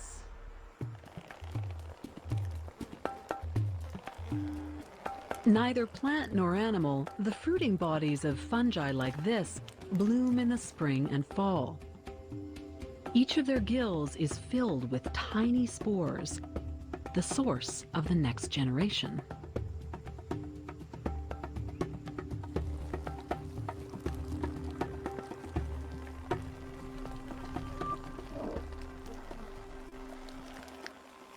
And just like the fruiting bodies of trees, mushrooms represent only a tiny fraction of a vast organism that lives below the ground, in networks made up of roots and organic material, like this bright yellow fungal tissue. In fact, the massive underground roots of fir trees are colonized by below-ground fungi because the fungi can't produce their own food. Instead, their vast underground networks tap into the roots of trees and other plants. The plants provide the fungi with carbon-based sugar, and the fungal network returns the favor, providing the trees with nutrients. Many plant species are dependent on fungi for their survival, and the Douglas fir is no exception. In turn, the underground fungi are equally dependent on the tree's carbon. That absolutely needs that carbon. It cannot live without the carbon from the tree. There's a signaling that goes on between the root and the fungus, and they say, hey, we can help each other out. And the reason the trees associate and do this for the fungi is that the fungi are so small, right? They can crawl into little soil spaces that roots can't grow. It costs a lot less in carbon to support the fungi than to build its own root system. And so it's a great trading system. It shuttles a lot of carbon to the fungi. The fungi then shuttle it between themselves from fungus to fungus, but also fungi can also connect the trees together. Simard has demonstrated that vast underground fungal networks link the Douglas firs together into a kind of resource-sharing community. And experiments like this one demonstrate how that network operates. First, Simard and graduate student Marcus Bingham bag the branches of an older mother tree, then expose it to radioactive carbon-14, a gas the tree naturally absorbs to produce its food. Okay, so let's just inject this C14 or radioactive gas, CO2 gas, and within a few hours it's going to be coming down the trunk in its sugars and into the root system, and then in a day or two we should see the radioactivity. Days later, the team returns to track where the radioactive carbon has gone using a Geiger counter. The results are nothing short of amazing. Yeah, let's pull out the Geiger counter, see what we've got. Oh yeah. Not only has the underground network shuttled the mother tree's carbon-based food to surrounding trees, experiments like this one reveal that the biggest beneficiaries are the youngest, most vulnerable trees. It's right in the foliage. So that parent tree is really giving lots of carbon to its offspring here. This seedling over here and see if that's picked up. Sure. Okay. Oh yeah, this is all hot down here. It's great. The whole network's lit up. Yeah. That provides this great source of nourishment for those little seedlings. In an old forest, you can imagine that there's not a lot of light. It's quite shaded. They don't have the ability to fix their own carbon very well. They're really being nurtured and grown up as a community, as a family almost. And it's those relationships that really build the forest. So ಈ video ನೋಡಿದಾಗ ನಿಮ್ಗೆ ಏನು ಅನಿಸುತ್ತೆ? ಆ ವಿಡಿಯೋಲಿ ಬಹಳ ಸರಳವಾಗಿ ಹೇಳಿದ್ದಾರೆ. ತಾಯಿ ಗಿಡ ತನ್ನ ಮರಿಗಿಡಗಳಿಗೆ ಅದು ಎಷ್ಟೇ ದೂರ ಇದ್ದರೂ ಅದ್ರ ಜೊತೆ ಸಂಬಂಧ ಹೊಂದಿರುತ್ತೆ, ಅದಕ್ಕೆ ಆಹಾರವನ್ನು ಸಪ್ಲೈ ಮಾಡ್ತಿರುತ್ತೆ ಅಂತ ಇಲ್ಲಿ ಭಾಳ ಸುಲಭವಾಗಿ ಈ ಒಂದು ಸೈಂಟಿಸ್ಟ್ಗಳನ್ನು ಹೇಳ್ಕೊಟ್ಟಿದ್ದಾರೆ. ಬಟ್ ಒಂದು ವಿಚಾರ ನಾನು ಹೇಳಬೇಕಿಲ್ಲಿ, ಸಸ್ಯಗಳ ಜೊತೆ ನಾವು ಭಾವನಾತ್ಮಕ ಸಂಬಂಧ ಇಟ್ಕೋಬೋದಾ ಅಂತ ಒಂದು. ಇನ್ನೊಂದು, ಈ ಭಾವನಾತ್ಮಕ ಸಂಬಂಧ ಇಟ್ಕೋಬೋದು ಅಂತದಾದರೆ ಸಸ್ಯಗಳಲ್ಲಿ ಬುದ್ಧಿವಂತಿಕೆ ಇದೆಯಾ ಅಂತ. ನೀವು ಡಿಕ್ಷನರಿ ನೋಡಿದ್ರೆ, ನಿಘಂಟು ನೋಡಿದ್ರೆ, ಬುದ್ಧಿವಂತಿಕೆ ಅಂದರೆ ಏನು ಅನ್ನೋದ್ರ ಬಗ್ಗೆ ಹಲವಾರು ಅರ್ಥಗಳನ್ನು ಅವ್ರು ಕೊಡ್ತಾರೆ. ಒಂದು ಅರ್ಥ ಏನು ಅಂದರೆ, ಬುದ್ಧಿವಂತಿಕೆ ಅಂತ ಹೇಳಿದ್ರೆ ತಮಗೆ ಬರುವಂಥ ಸಮಸ್ಯೆಗಳನ್ನು ಸಸ್ಯಗಳಾಗಲಿ ಮನುಷ್ಯರು ಬುದ್ಧಿವಂತಿಕೆ ಅಂತ ನಾನು ಅನ್ಕೊಂಡು. ಪ್ರಾಬ್ಲಮ್ ಸಾಲ್ವಿಂಗ್ ಎಬಿಲಿಟಿ ಅಂದರೆ ಸಮಸ್ಯೆಗಳನ್ನು ಪರಿಹಾರ ಮಾಡುವಂಥ ಒಂದು ಸಾಮರ್ಥ್ಯ. ಆ ಸಾಮರ್ಥ್ಯ ಗಿಡದಲ್ಲಿ ಇದೆಯೇ ಅಂತದಾದರೆ ನಾನು ಹೇಳ್ತೀನಿ, ಹೌದು, ಗಿಡದಲ್ಲಿ ಇದೆ. ಈಗ ಎರಡನೇದು ನೀವು ನೋಡಿದ್ರೆ ಪ್ರಾಬ್ಲಮ್ ಸಾಲ್ವಿಂಗ್ ಎಬಿಲಿಟಿ ಇದೆ. ಇನ್ನೊಂದು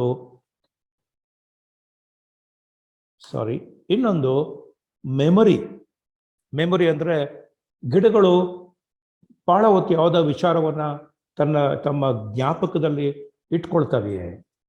ಯಾವುದೋ ಒಂದು ವಿಚಾರ ಜ್ಞಾಪಕದಲ್ಲಿ ಇಟ್ಕೊಳ್ತಾವೆ. ನಾವು ಮನುಷ್ಯರು ಇಟ್ಕೊಳ್ತೀವಿ. ಸೊ ಬ್ರೈನ್ ಏನು ಮಾಡುತ್ತೆ? ಜ್ಞಾಪಕ ಇಟ್ಕೊಳ್ಳುತ್ತೆ. ಸಸ್ಯಗಳು ಇಟ್ಕೊಳ್ತಾವ ಅಂತ ಒಂದು. ಆಮೇಲೆ ಸಸ್ಯಗಳು ಇಟ್ಕೊಂಡು ಅದರಿಂದ ಏನಾದ್ರು ಕಲಿತವ ಅಂತ ಒಂದೆರಡು. ನನ್ನ ಪ್ರಕಾರ ಹೌದು, ಅದು ಜ್ಞಾಪಕನೂ ಇಟ್ಕೊಳ್ಳುತ್ತೆ ಮತ್ತು ಅದರಿಂದ ಕಲಿಯೋ ವಿಚಾರನೂ, ಅದು ಕಲಿಯೋ ರೂಪವನ್ನು ಸಹ ಕಲಿತವೆ ಅಂತ ನಾನು ಹೇಳ್ತೀನಿ. ನನ್ನ ಒಂದು ಸ್ಕ್ರೀನ್ ಮುಂದೆ ಕಾಣಿಸ್ತಿದ್ದಾಳು ಒಬ್ಬಳು ಸೈಂಟಿಸ್ಟು, ಮೊನಿಕಾ ಗ್ಯಾಗ್ಲಿಯಾನೋ ಅಂತ. ಈಕೆ ವೆಸ್ಟರ್ನ್ ಆಸ್ಟ್ರೇಲಿಯಾ ವಿಶ್ವವಿದ್ಯಾಲಯದಲ್ಲಿ ನಮ್ಮ ಬಯಾಲಜಿ, ಜೀವ ವಿಜ್ಞಾನದ ಎವಲ್ಯೂಷನ್, ಅಂದರೆ ಹೇಗೆ ಜೀವ ವಿಜ್ಞಾನದಲ್ಲಿ ವಿಕಾಸ ಬಂತು, ಪ್ರಾಣಿಗಳು ಸಸ್ಯಗಳು ಹೇಗೆ ವಿಕಾಸ ಹೊಂದ್ತಾ ಬಂದವು ಅನ್ನೋದ್ರ ಬಗ್ಗೆ ಆಕೆ ವಿಜ್ಞಾನಿ ಆಗಿದ್ದಾಳೆ.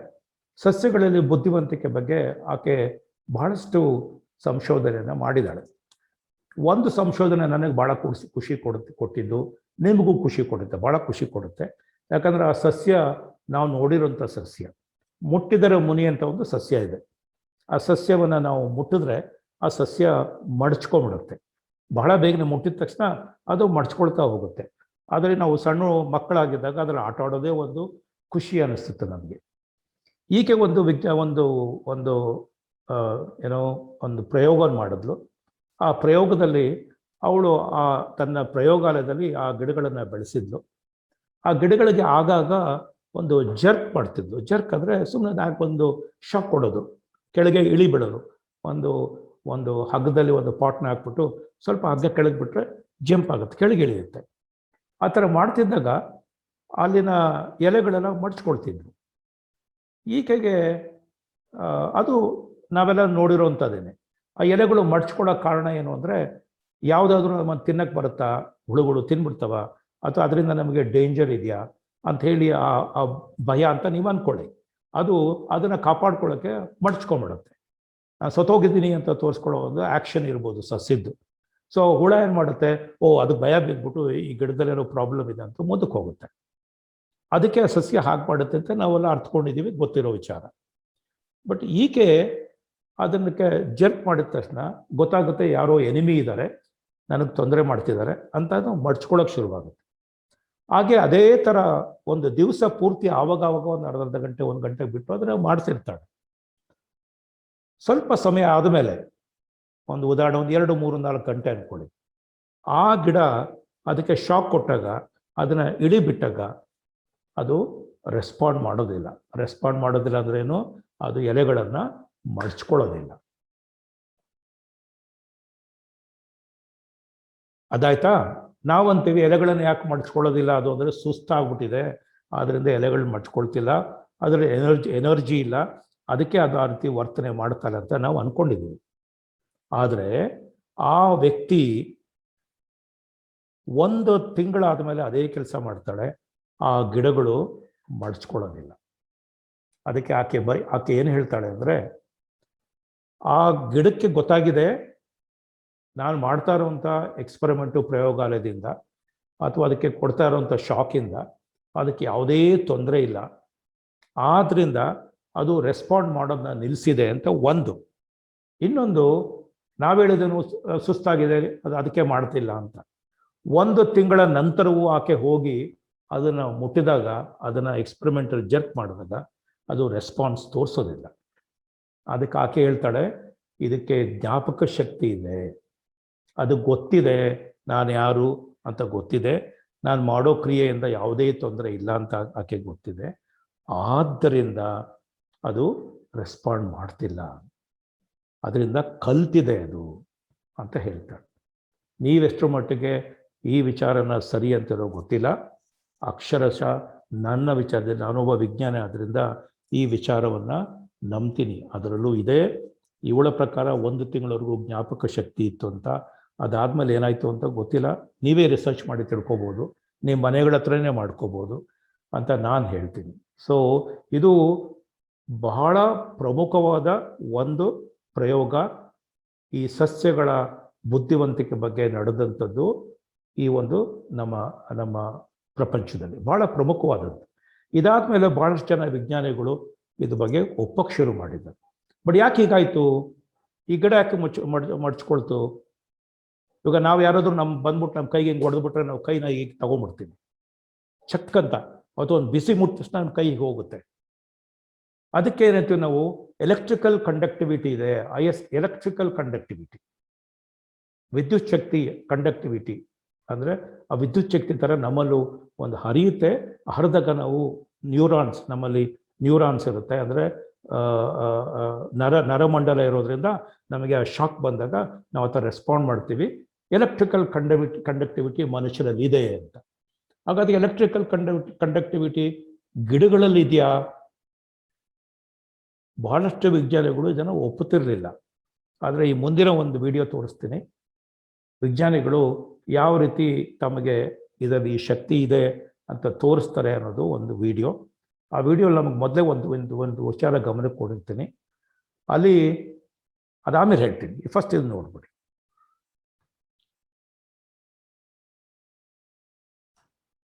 ಸೊ ನೀವೀಗ ಒಂದು ಪ್ರಯೋಗ ನೀವು ನೋಡಿದ್ರಿ. ಆ ಪ್ರಯೋಗದಲ್ಲಿ ಇಷ್ಟೇ ಹೇಳೋದು, ಆ ಒಂದು ಮುಟ್ಟಿದ್ರೆ ಮುನಿಯನ ಗಿಡ, ಅದಕ್ಕೆ ಆಲ್ಕೋಹಾಲ್ ಇದೆಯಲ್ಲ, ಈ ಥರ ನಾವು ಕುಡಿತೀವಲ್ಲ, ಆಲ್ಕೋಹಾಲ್ ಕುಡಿದ್ಬಿಟ್ಟೆಲ್ಲ ಓಲಾಡ್ತಿರ್ತೀವಲ್ಲ, ಆ ಥರ ಆಲ್ಕೋಹಾಲ್ ಅದಕ್ಕೆ ಕೊಟ್ಟಾಗ ಆ ಗಿಡದಲ್ಲಿ ಆ್ಯಕ್ಟಿವಿಟಿ ನಿಂತು ಹೋಗುತ್ತೆ.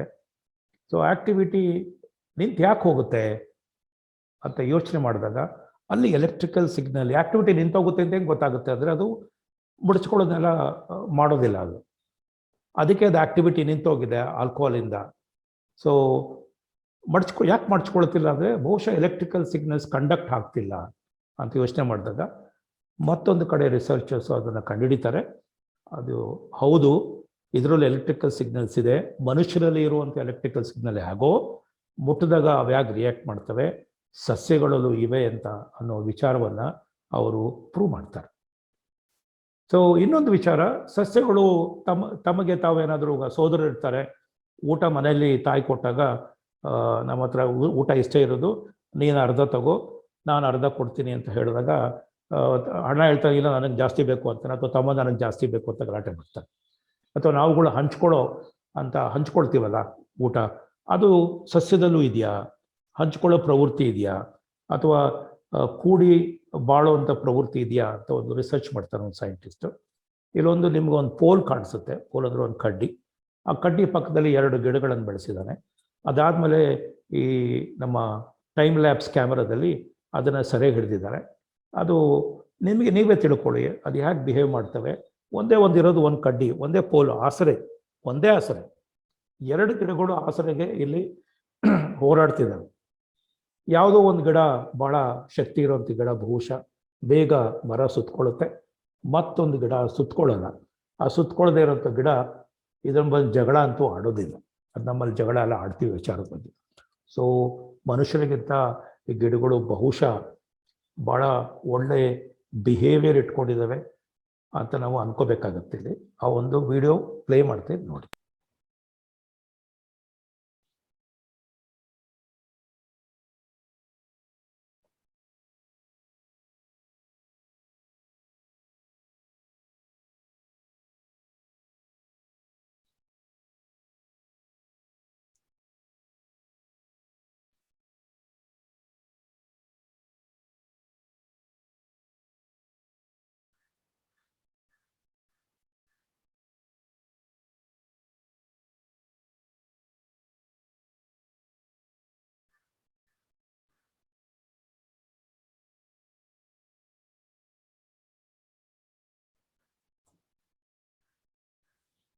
ಸೊ ಈ ನೋಡಿದಾಗ ಗೊತ್ತಾಗುತ್ತೆ ನಿಮಗೆ, 2 ಗಿಡಗಳು ಒಂದೇ ಒಂದು ಕಡ್ಡಿನ ಆಸರೆ ಬೇಡುವಂಥ ಪ್ರಯತ್ನ ಮಾಡ್ತಿರ್ತವೆ. ಒಂದು ಇದರಲ್ಲಿ ಗೆಲ್ಲುತ್ತೆ, ಮತ್ತೊಂದು ಸೋತ್ಬಿಟ್ಟು ಆ ಸೋಲನ್ನು ಒಪ್ಕೊಳ್ಳುತ್ತೆ ಅನ್ನೋ ಒಂದು ವಿಚಾರ ಇಲ್ಲಿ. ಬಟ್ ಇನ್ನೊಂದು ವಿಚಾರ ಅಂತ ತಿಳ್ಕೊಬೇಕು, ಆ ಗಿಡ ಹೇಗೆ ತನ್ನ ಹಂಬುಗಳನ್ನು, ಅದರ ಕುಡಿಗಳನ್ನು ಆ ಪೋಲ್ ಹತ್ರ ಹೋಗೋದಕ್ಕೆ ಯಾವ ರೀತಿ ಎಲೆಗಳಿಂದ ಬ್ಯಾಲೆನ್ಸ್ ಪಡೆದು ಹೋಗುತ್ತೆ ಅನ್ನೋ ವಿಚಾರ ನೋಡಿದಾಗ ನಿಮಗಿದು ಆಶ್ಚರ್ಯ ಆಗುತ್ತೆ.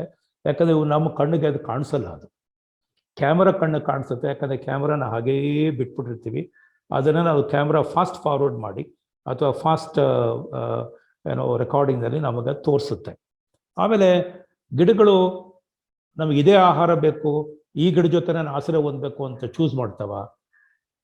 ಯಾಕೆ ಮಾಡಬಾರ್ದು? ಅವು ನನಗೆ ಇದೇ ಗಿಡ ಜೊತೆನೇ ನಾನು ಹಾಕ್ಕೊಂಡು ಹೋಗ್ತೀನಿ, ನನಗೆ ಆ ಗಿಡ ಬೇಡ ಅಂತ ಆ ಗಿಡಗಳು ಸಹ ಚೂಸ್ ಮಾಡ್ಬೋದು. ಈ ಒಂದು ವಿಡಿಯೋ ನೋಡಿ.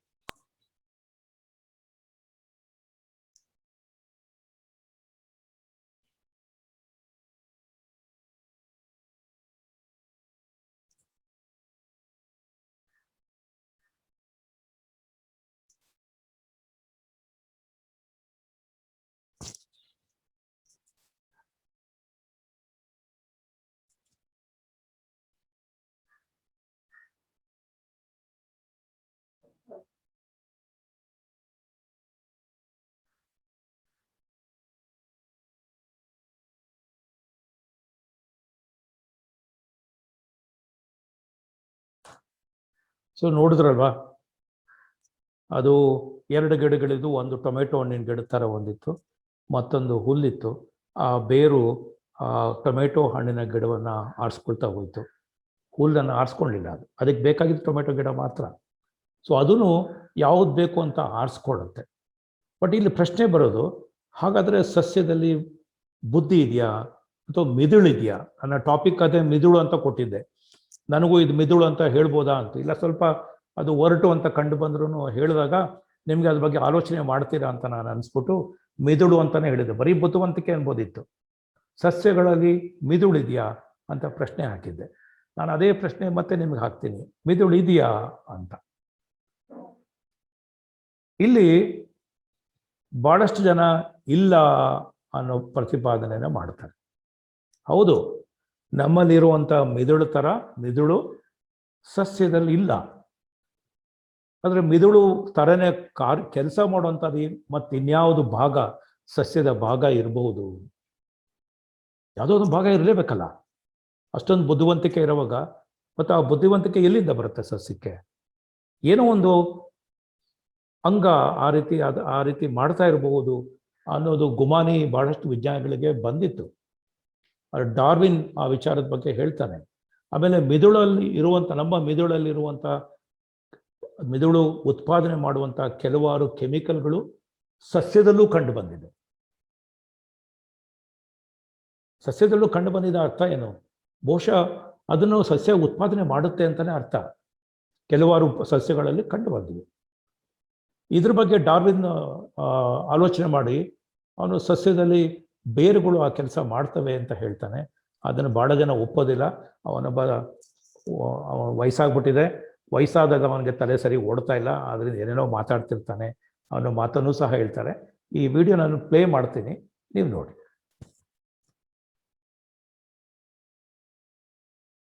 ಅದು ಸಹ ನ್ಯೂರೋ ಟ್ರಾನ್ಸ್ಮಿಟರ್ಸ್, ಡೋಪಮೈನ್, ಸೆರೋಟೋನಿನ್ ಅಂತ ಸಸ್ಯಲಾಗುತ್ತೆ. ಮನುಷ್ಯನ ಬ್ರೈನಲ್ಲಿ ಹೀಗೆ ವರ್ಕ್ ಆಗುತ್ತೆ. ನರಮಂಡಲ ಸಸ್ಯದಲ್ಲಿ ಇದೆ, ಬೇರೆ ರೀತಿ ಇದೆ.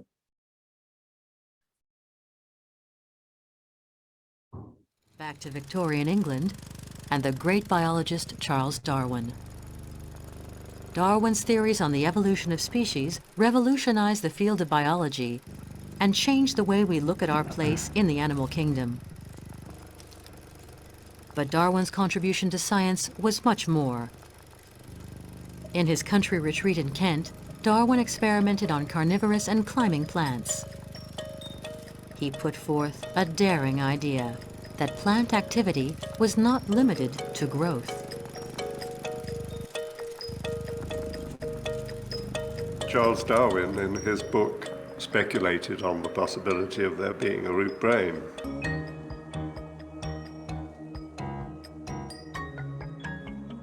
Charles Darwin turned the scientific community on its head, and his writings still resonate today. Darwin started with the fact that plants feed through their roots, just like the head of an animal. A plant's roots would act as a central nervous system. This is what we call root brains theory. The plant keeps its head in the ground and displays its sexual organs to the outside world.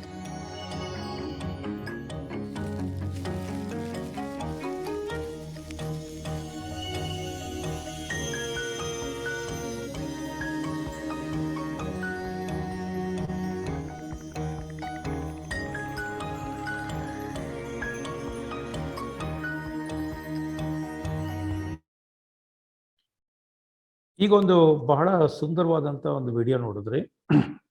ಅಲ್ಲಿ Darwin ಹೇಳ್ತಾನೆ, ಮನುಷ್ಯನಲ್ಲಿರುವಂಥ ಒಂದು brain ಇದೆಯಲ್ಲ, ಅದೇ ರೀತಿ ಒಂದು ಕ್ರಿಯೆಯನ್ನು ನಡೆಸುವಂಥದ್ದು ಅದು ಬೇರುಗಳಲ್ಲಿರ್ತವೆ. ನೀವು ಒಂದು ಬೇರು ಕಿತ್ತು ನೋಡಿ. ಉದಾಹರಣೆ ಇದು ಬೇರು, ಇಲ್ಲಿ ನೋಡ್ತಾ ಇರೋದು.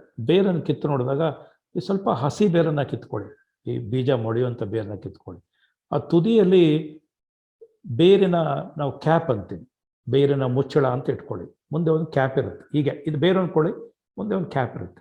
ಅದು ಕ್ಯಾಪ್ನ ಮುಖಾಂತರ ಮಣ್ಣನ್ನು ತಳ್ಕೊಂಡು ಮುಂದೆ ಹೋಗ್ತಾ ಇರುತ್ತೆ. ಅದರ ಪಕ್ಕದಲ್ಲೇ ಒಂದು ಕ್ಯಾಪ್ನ ಪಕ್ಕದಲ್ಲೇ ಅಟ್ಯಾಚ್ ಆದಂಗೆನೆ ಅಲ್ಲಿ ಅದನ್ನು ನಾವು ಟ್ರಾನ್ಸಿಷನ್ ಝೋನ್ ಅಂತ ಕರಿತೀವಿ. ಟ್ರಾನ್ಸಿಷನ್ ಅಂದರೆ ಗಿಡದ ಮತ್ತು ರೂಟ್ ಕ್ಯಾಪ್ ಮಧ್ಯೆ ಇರುವಂಥ ರೂಟಿನ ಒಂದು ಭಾಗ. ಟ್ರಾನ್ಸಿಷನ್. ಇವಾಗ ನೀವು ಉದಾಹರಣೆ ನಿಮ್ಮ ಮಲೆನಾಡು ಅಂತ ಇಟ್ಕೊಳ್ಳಿ. ಕೆಲವು ಏರಿಯಾ ಕಂಪ್ಲೀಟ್ ಮಲೆನಾಡು ಇರುತ್ತೆ, ಇನ್ನೊಂದು ಏರಿಯಾ ಹಾಸನ ಅಂತ ತಿಳ್ಕೊಳ್ಳಿ. ಅದು ಮಲೆನಾಡಿಗೆ ಇನ್ನೂ ಬರೋದಿಲ್ಲ, ಬಟ್ ಮಲೆನಾಡು ಥರನೇ ಇರುತ್ತೆ. ಅದ್ರ ಇನ್ನೂ ಪಕ್ಕಕ್ಕೆ ಹೋದರೆ ಅದು ಮಲೆನಾಡು ಅಲ್ಲ. ಅದಕ್ಕೆ ಟ್ರಾನ್ಸಿಷನ್. ಹಾಸನ ಅಂತ ಇಟ್ಕೊಳ್ಳಿ, ಅದು ಟ್ರಾನ್ಸಿಷನ್ ಝೋನ್. ಆ ಝೋನ್ ಅನ್ನಿದೆಯಲ್ಲ, ಅಲ್ಲಿ ಬೇರುಗಳಲ್ಲಿ ಇದು ಮನುಷ್ಯನ ಬ್ರೈನಲ್ಲಿ ನಡೆಯುವಂಥ ಆಕ್ಟಿವಿಟಿಗೆ ಸಮನಾದಂಥ ಒಂದು ಕ್ರಿಯೆ ಆ ಬೇರಿನ ಹತ್ರ ನಡೀತಿರುತ್ತೆ ಅನ್ನೋದನ್ನ ಡಾರ್ವಿನ್ ಹೇಳ್ತಾನೆ. ಅದನ್ನು ಇತ್ತೀಚಿನ ಕೆಲವು ಸೈಂಟಿಸ್ಟ್ಗಳು ಅದನ್ನು ಪ್ರೂವ್ ಮಾಡೋಂಥ ಪ್ರಯತ್ನವನ್ನು ಮಾಡಿದ್ದಾರೆ. ನೀವು ಅಲ್ಲಿ ಡಾರ್ವಿನ್ ಪಿಕ್ಚರ್ ನೋಡಿದಾಗ ಅವನೇನು ಹೇಳ್ತಾನೆ, ಮನುಷ್ಯನ ತಲೆ ಬ್ರೈನ್ ಇದೆ ಅಂತ ಇಟ್ಕೊಳ್ಳಿ, ಮನುಷ್ಯನ ಉಲ್ಟಾ ಮಾಡಿ ಯಾವುದೊಂದು ನೀವು ಆ ಪಾರ್ಕ್ನಲ್ಲಿ ಕೆಲವು ಸ್ಕಲ್ಪ್ಚರ್ಗಳನ್ನು ತೋರಿಸಿದ್ರು, ಗೊಂಬೆಗಳನ್ನು ತೋರಿಸಿದ್ರು. ತಲೆ ಕೆಳಗಿರುತ್ತೆ, ಕೈ ಕಾಲೆಲ್ಲ ಮೇಲಿರುತ್ತೆ. ತಲೆ ಅಂದರೆ ಬೇರು ಕೆಳಗೋಗಿದೆ, ಬಾಡಿ ಮೇಲಿದೆ ಅಂತ. ಭಾಳಷ್ಟು ಜನ ನನಗೆ ಕ್ವಶನ್ ಹೇಳೋದು, ಏನು ಸರ್ ನೀವು ಸಸ್ಯಗಳಲ್ಲಿ ಬುದ್ಧಿವಂತಿಕೆ ಅದು ಇದೊಂಥರ ಸಸ್ಯಗಳು ನಮ್ಗೆ ಹೆಂಗೆ ಸರ್ ಕಂಪ್ಯಾರಿಸನ್ನು? ಸಸ್ಯಗಳನ್ನು ಓಡಾಡ್ತಾವ ಸರ್, ಮಾರ್ಕೆಟ್ಗೆ ಹೋಗ್ತಾವ ಸರ್, ಅಲ್ಲಿಗೆ ಹೋಗ್ತಾವ ಸರ್, ಇಲ್ಲಿಗೆ ಹೋಗ್ತಾವ ಸರ್, ಮಾತಾಡ್ತಾವ ಸರ್ ಅಂತ ಕೇಳ್ತಾರೆ. ಮನುಷ್ಯರಲ್ಲಿ ಒಂದು ಹುಡುಗಿನ ಆರಿಸ್ಕೊಂಡು ಹೋಗ್ಬೇಕು, ಮದುವೆ ಆಗ್ಬೇಕಂದ್ರೆ, ಮಕ್ಕಳಾಗ್ಬೇಕಂದ್ರೆ ಪ್ರೀತಿಗೆ ಬಿಡಬೇಕು, ಅಥವಾ ಮದುವೆ ಆಗಬೇಕು ಅಂದರೆ ಓಡಾಡ್ಬೇಕು. ನಾವು ಒಂದು ಕಡೆಯಿಂದ ಒಂದು ಕಡೆಗೆ ಹೋಗ್ಬೇಕು, ಊಟ ತಿನ್ನಕ್ಕೆ ಒಂದು ಕಡೆ ಹೋಗ್ಬೇಕು, ಎಲ್ಲದಕ್ಕೂ ಓಡಾಡ್ಬೇಕು. ನಾವು ಮನುಷ್ಯರು ಓಡಾಡ್ತಾ ಇರ್ತೀವಿ. ಸಸ್ಯಗಳು ಯಾಕೆ ಓಡಾಡಬೇಕು? ತಾವು ಸಸ್ಯಗಳು ಬೇರನ್ನ ಎಲ್ಲಿ ಬಿಟ್ಟಿರ್ತಾವೋ ಅವಕ್ಕೆ ಬೇಕಾದಂಥ ಆಹಾರ ಸಿಗ್ತಿರ್ತವೆ. ಹೂಗಳನ್ನು ಮೇಲ್ ಬಿಟ್ಟಿರ್ತವೆ. ಆ ಹೂಗಳ ನಡುವೆ ಅಂದರೆ ಹೂಗಳ ಗಂಡು ಮತ್ತು ಹೆಣ್ಣು ಭಾಗಗಳ ನಡುವೆ ಸಂಯೋಗ ಹೊಂದೋದಕ್ಕೆ ಪಾಲಿನೇಷನ್ ಅಥವಾ ಫರ್ಟಿಲೈಸೇಷನ್, ಪರಾಗಸ್ಪರ್ಶ ಮತ್ತು ಫರ್ಟಿಲೈಸೇಷನ್ ಆಗೋದಕ್ಕೆ ಅದಕ್ಕೆ ಬೇಕಾದಂಥ ಹಕ್ಕಿಗಳಾಗಲಿ ಅಥವಾ ಯಾವುದಾದ್ರೂ ಕೀಟಗಳಾಗಲಿ ಪತಂಗಗಳಾಗಲಿ ಬರ್ತವೆ, ಅವೆರಡನ್ನ ಕೂಡಿಸ್ತವೆ, ಪಾಲಿನೇಷನ್ ಆಗುತ್ತೆ, ಫರ್ಟಿಲೈಸೇಷನ್ ಆಗುತ್ತೆ. ಅದು ಗಿಡಗಳು ಹೂವು ಹಣ್ಣು ಅಲ್ಲೇ ಬಿಡುತ್ತೆ. ಅದು ಹೂವು ಹಣ್ಣು ಅಲ್ಲೇ ಬಿಡುತ್ತೆ. ಅದಕ್ಕೆ ಬೇಕಾದಂಥ ಈ ಲೈಂಗಿಕ ಕ್ರಿಯೆ ಅಲ್ಲೇ ನಡೆಯುತ್ತೆ, ಆಹಾರ ಸಿಗುತ್ತೆ, ಭಾಳ ಮಜವಾಗಿರುತ್ತೆ. ಹಕ್ಕಿಗಳು ಎಲ್ಲ ಬಂದಲ್ಲಿ ಕೂತ್ಕೊಳ್ತವೆ, ಮತ್ತು ಕೆಳಗಡೆ ಬೇರೆ ಬೇರೆ ಗಿಡಗಳು ಸಪೋರ್ಟ್ ಮಾಡ್ತಿರ್ತವೆ. ಅವರ ಫ್ರೆಂಡ್ಸ್ ಎಲ್ಲ ಅಲ್ಲೇ ಇರ್ತಾರೆ. ಇನ್ನೇನು ಬೇಕು ಅದಕ್ಕೆ? ನಾವು ಫ್ರೆಂಡ್ಸ್ ಹುಡ್ಕೋದು ಅವ್ರ ಮನೆ ಹುಡ್ಕೊಂಡು ಹೋಗ್ತೀವಿ, ಅಲ್ಲಿ ಬೇಕಾಗಿಲ್ಲ. ಅಲ್ಲಿ ಪಕ್ಕದಲ್ಲಿ ಬೆಳೆಯುವಂಥ ಸಣ್ಣ ಪುಟ್ಟ ಗಿಡಗಳು, ಹುಳುಗಳು ಎಲ್ಲವೂ ಅದರ ಸ್ನೇಹಿತರಾಗಿರ್ತವೆ. ಆ ಥರ ಸಿಚುವೇಶನ್ ಇರುವಾಗ ಸಸ್ಯಗಳು ಏಕೆ ಭಿನ್ನವಾಗಿರ್ಬೇಕು? ಯಾಕೆ ನಡ್ಕೊಂಡು ಹೋಗ್ಬೇಕು? ಇದನ್ನು ನಾವು ಭಾಳಷ್ಟು ಜನ ಆಲೋಚನೆ ಮಾಡೋದಿಲ್ಲ. ಆ ವಿಚಾರದಲ್ಲಿ ನಾನು ಹೇಳ್ತೀನಿ, ಮನುಷ್ಯರಿಗಿಂತ ಬುದ್ಧಿವಂತಿಕೆ ಇರೋಂಥವು ಸಸ್ಯಗಳು. ಈಗ ನಾನು ಹೇಳಿದೆ, ಆ ಬೇರಿನ ತುದಿಯಲ್ಲಿ ಅದರ ಬೇರದು ಬ್ರೈನ್ ಅಂತ ಆಕ್ಟಿವಿಟಿ, ಮೆದುಳಿನಂಥ ಕ್ರಿಯೆ ನಡೀತಿರುತ್ತೆ ಅಂತ ಸೈಂಟಿಸ್ಟ್ ಅದನ್ನ ಪ್ರೂವ್ ಮಾಡುವಂಥ ಪ್ರಯತ್ನವನ್ನು ಮಾಡ್ತಾರೆ. ಆ ವಿಡಿಯೋ ಒಂದು ತೋರಿಸ್ತೀನಿ, ತಾವು ನೋಡಿ.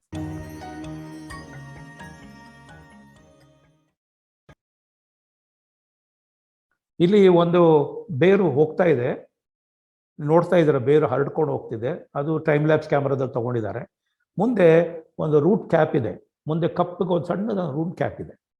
ನೀವು ಬಹುಶಃ ಅದನ್ನು ಪ್ರಯೋಗಾಲಯವಾಗಿ ಆ ರೂಟ್ ಕ್ಯಾಪನ್ನು ತೆಗೆದುಬಿಟ್ರೆ ಏನಾಗುತ್ತೆ ಅಂದರೆ, ಅದು ತಲೆ ಅಂತೀವಲ್ಲ, ಬುದ್ಧಿವಂತಿಕೆ ಇರುವಂಥ ಒಂದು ಭಾಗ ಇದೆಯಲ್ಲ, ಆ ಭಾಗವನ್ನು ತೆಗೆದಾಗ ಅದು ಯಾವ ರೀತಿ ಬಿಹೇವ್ ಮಾಡ್ಬೋದು ಅಂತ ನಿಮ್ಗೆ ಇಲ್ಲಿ ಗೊತ್ತಾಗುತ್ತೆ. ಕೆಳಗಡೆ ಒಂದು ರೂಟ್ ಕ್ಯಾಪ್ ಇದೆ, ಟ್ರಾನ್ಸಿಷನ್ ಝೋನ್ ಅಂತ ಒಂದು ಪಿಕ್ಚರ್ ಕಾಣಿಸ್ತಾ ಇದೆ ನಿಮಗೆ. ಸೊ ಬುದ್ಧಿವಂತಿಕೆ ಈ ಟ್ರಾನ್ಸಿಷನ್ ಝೋನಲ್ಲಿ ಕಾಣಿಸುತ್ತೆ. ನೀಲಿ ಬಣ್ಣದ ಝೋನ್ ಇದೆಯಲ್ಲ, ಅಂದರೆ ಜಾಗ, ಆ ಜಾಗದಲ್ಲಿ ಬ್ರೈನ್ ಇದೆ ಅಂತ ನಮ್ಮ ಡಾರ್ವಿನ್ ಪ್ರತಿಪಾದಿಸ್ತಾನೆ. ಈ ಮುಂದಿನ ವಿಡಿಯೋ ನೋಡಿ ನಿಮಗೆ ಗೊತ್ತಾಗುತ್ತೆ. ಅವ್ರು ಹೇಳ್ತಾನೆ, ಆ ಟ್ರಾನ್ಸಿಷನ್ ಝೋನಲ್ಲಿ ಬ್ರೈನ್ ಥರದ ಆಕ್ಟಿವಿಟಿ ನಡೀತಾ ಇದೆ.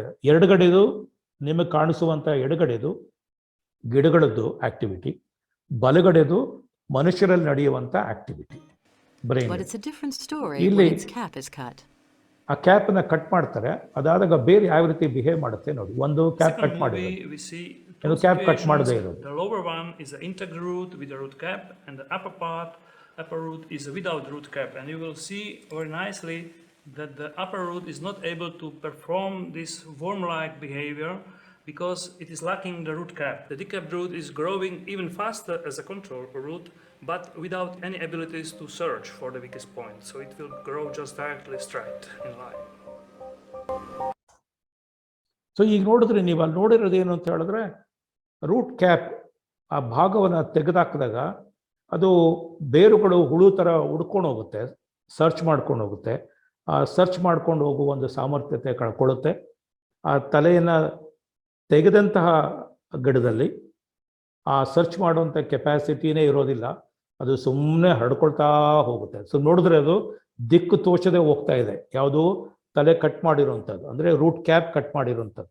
ಕೆಳಗಡೆ ರೂಟ್ ಕ್ಯಾಪ್ ಕಟ್ ಮಾಡ್ತಾ ಇರೋದಂಥದ್ದು, ಕಟ್ ಮಾಡದೇ ಇರುವಂಥ ಒಂದು ಬೇರಿದೆಯಲ್ಲ, ಆ ಬೇರು ಹುಳುವಿನ ಥರ, ಈ ಕಂಬಳಿ ಹುಳುವಿನ ಥರ ಹುಡ್ಕೊಂಡು ಹೋಗ್ತಿದೆ.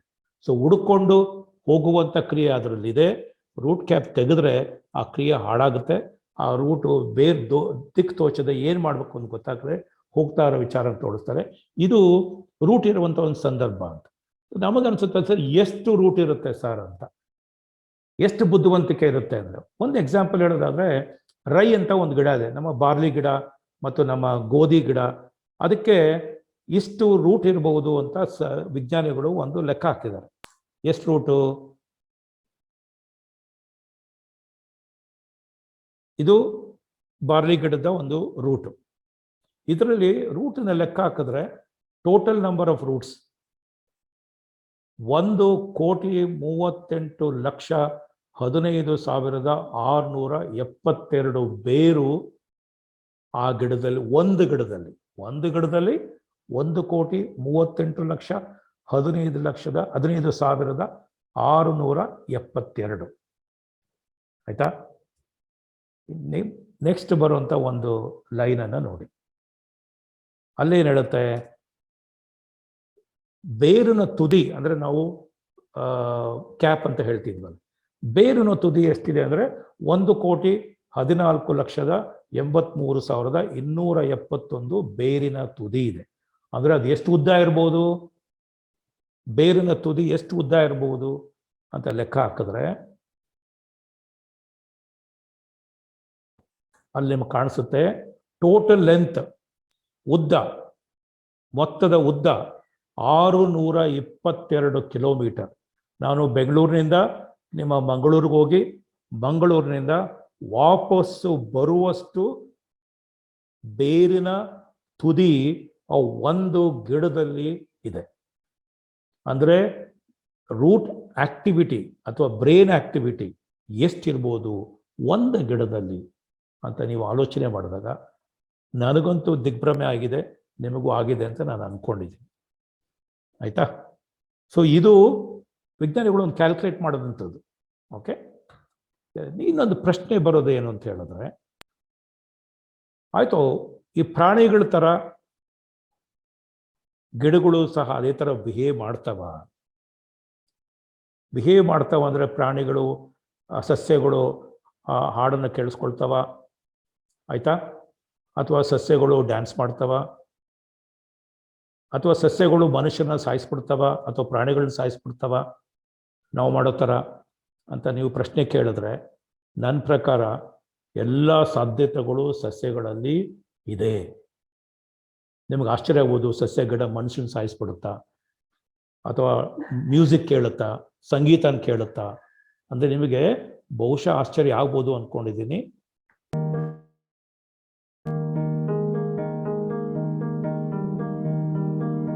Back in his lab. ಈ ಒಂದು ಲ್ಯಾಬ್ನಲ್ಲಿ ಒಂದು ಪ್ರಯೋಗ ಮಾಡ್ತಾರೆ. ಆ ಪ್ರಯೋಗನ ನೀವು ನೋಡಿ ಅದಾದ್ಮೇಲೆ ನಾನು ನಿಮಗೆ ಮಾತಾಡ್ತೀನಿ. At the University of Alberta, Cahill has been using this high-tech camera to explore the underground world of foraging. Over 3 days, the growth rate of one root suddenly accelerates as it homes in on a nutrient patch. Then, just as suddenly, growth slows down, while the root, like the grizzlies, eats its fill. Roaming legs or multiplying growth cells.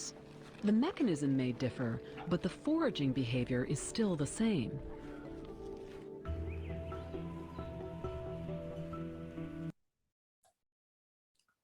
ಅಂದ್ರೇನು?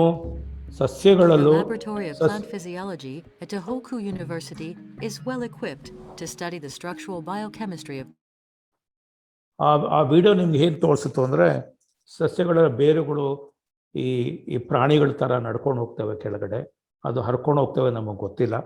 ಅದು ಕಾಲುಗಳಿಲ್ಲ, ಆದ್ದರಿಂದ ನಾವು ಪ್ರಾಣಿಗಳಲ್ಲ ಅಂತೀವಿ. ಅದು ನಮಗೇನು ಗೋಚರ ಆಗೋದಿಲ್ಲ. ಅದು ಪ್ಲ್ಯಾಂಟ್ಗಳು ಒಂಥರ ಜಡತ್ವ ಅನ್ನೋ ರೀತಿಯಲ್ಲಿ ನಾವು ವಿಚಾರವನ್ನು ಸಹ ಮಾಡ್ತೀವಿ. ಸಸ್ಯಗಳು ನಿದ್ರೆ ಮಾಡುತ್ತಾ, ಮ್ಯೂಸಿಕ್ ಕೇಳುತ್ತಾ ಅನ್ನೋ ಬಗ್ಗೆ ಇದು ವಿಡಿಯೋ ಇದೆ, ನಿಮಗೆ ತೋರಿಸ್ತೀನಿ. ಅದಾದಮೇಲೆ ನಾವು ಮತ್ತೆ ಚರ್ಚೆಗೆ ಬರೋಣ. Plants. ಸಸ್ಯಗಳು ನಿದ್ರೆ ಮಾಡ್ತೇವಂತ ಒಂದು ಜಪಾನಿನ ವಿಶ್ವವಿದ್ಯಾಲಯದಲ್ಲಿ ಅದನ್ನು ಸಂಶೋಧನೆ ಮಾಡಿದ್ದಾರೆ. It's 6 p.m. The light is fading. It's time to see how some plants sleep. This leaf movement, which we call falling asleep, occurs over a 24-hour cycle. These leaves that are now open because it's day will close at night.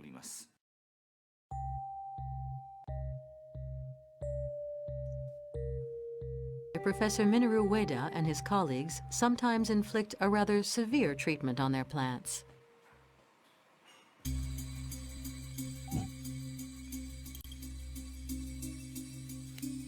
Leaves are cut, crushed, and ground to extract the molecule thought to be responsible for triggering sleep in plants. First, I extract the plant's secretion. This process takes about a week. I then purify the extract using a centrifuge. I repeat this process several times. Finally, I end with a pure substance. The plants are then subjected to the purified extracts and their reactions studied.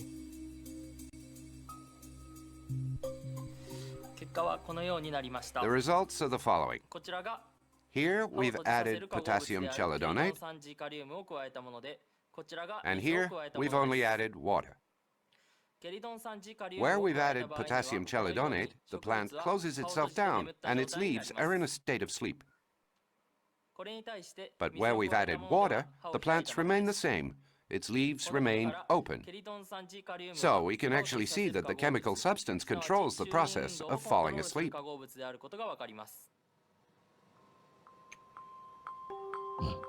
They found the key compound that the plant uses to tell itself that it's time to sleep. By using the same compound in a concentrated form, they can regenerate their bodies and their minds.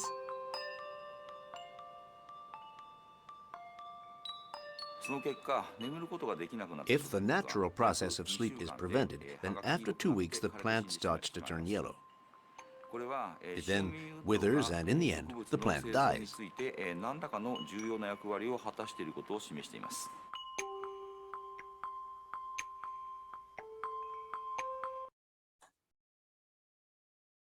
ಸಸ್ಯಗಳು ನಿದ್ರೆ ಮಾಡದಿದ್ರೆ ಸಸ್ಯಗಳು ಸತ್ತೋಗ್ತವೆ ಅಂತಲೂ ಈ ಸಂಶೋಧನೆಯಿಂದ ಅವ್ರು ಹೇಳ್ತಾರೆ. ಇನ್ನೊಂದು ವಿಚಾರ ಹೇಳ್ತಾರೆ ಅಂದರೆ ಪೊಟ್ಯಾಸಿಯಂ ಚೆಲೋಡನೈಟ್ ಅಂತ ಒಂದು ಕೆಮಿಕಲ್ ಇದೆ. ಆ ಕೆಮಿಕಲ್ ಸಸ್ಯಗಳಲ್ಲಿ ನಿದ್ರೆ ಬರೋದಕ್ಕೆ ಸಹಾಯ ಮಾಡ್ತವೆ ಅಂತ. ಕೆಲವು ಸಸ್ಯಗಳು ನಿದ್ರೆ ಮಾಡ್ತವೆ ಅಂತ ನಮಗೂ ಗೊತ್ತಿತ್ತು, ಯಾಕಂದರೆ ಕೆಲವು ಗಿಡಗಳು ನಮ್ಮಲ್ಲೂ ಕಾಣಿಸ್ತವೆ. ಸಾಯಂಕಾಲ ಆದರೆ ಜೋತು ಬಿದ್ದುಬಿಡ್ತವೆ. ಎಲ್ಲ ಸಸ್ಯಗಳು ಆ ಥರ ಜೋತು ಬೀಳೋದಿಲ್ಲ.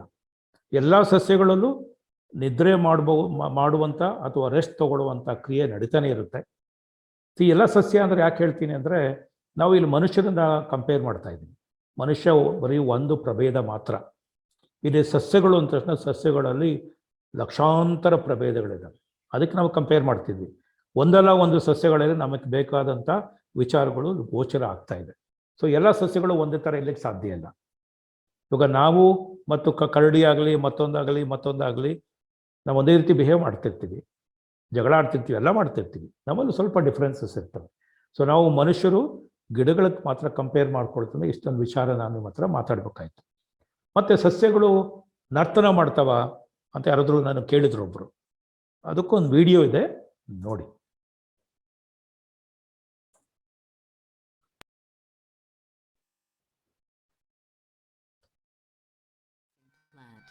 In the strict sense of the word.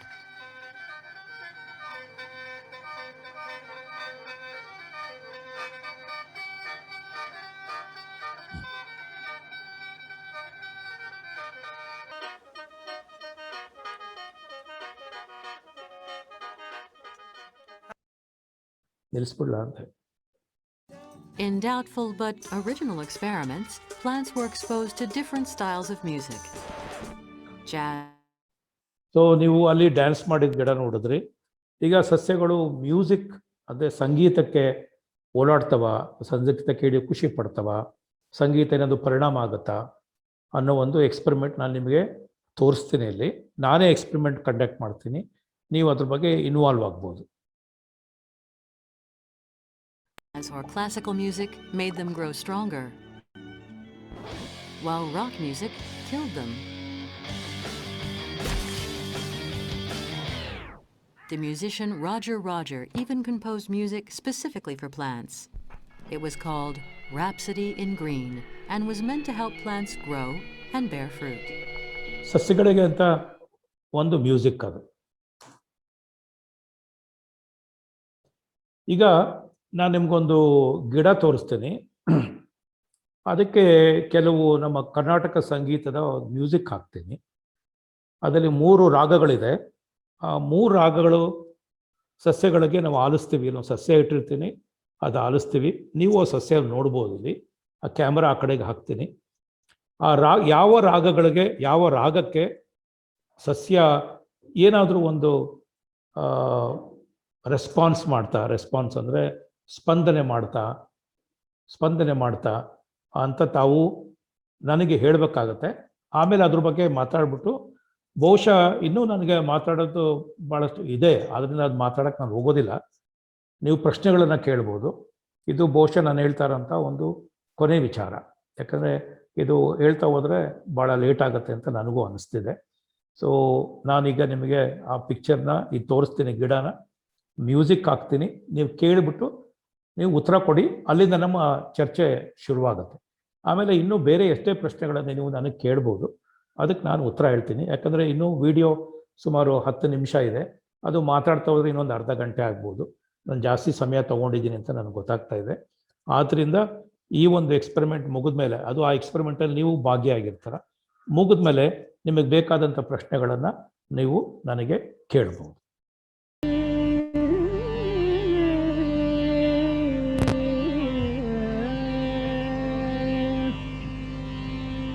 ಜಗದೋದ್ಧಾರನ ಅಳಿಸಿದಳೆ Yashoda, ಜಗದೋದ್ಧಾರನ ಅಳಿಸಿದಳೆ Yashoda, ಜಗದೋದ್ಧಾರನ.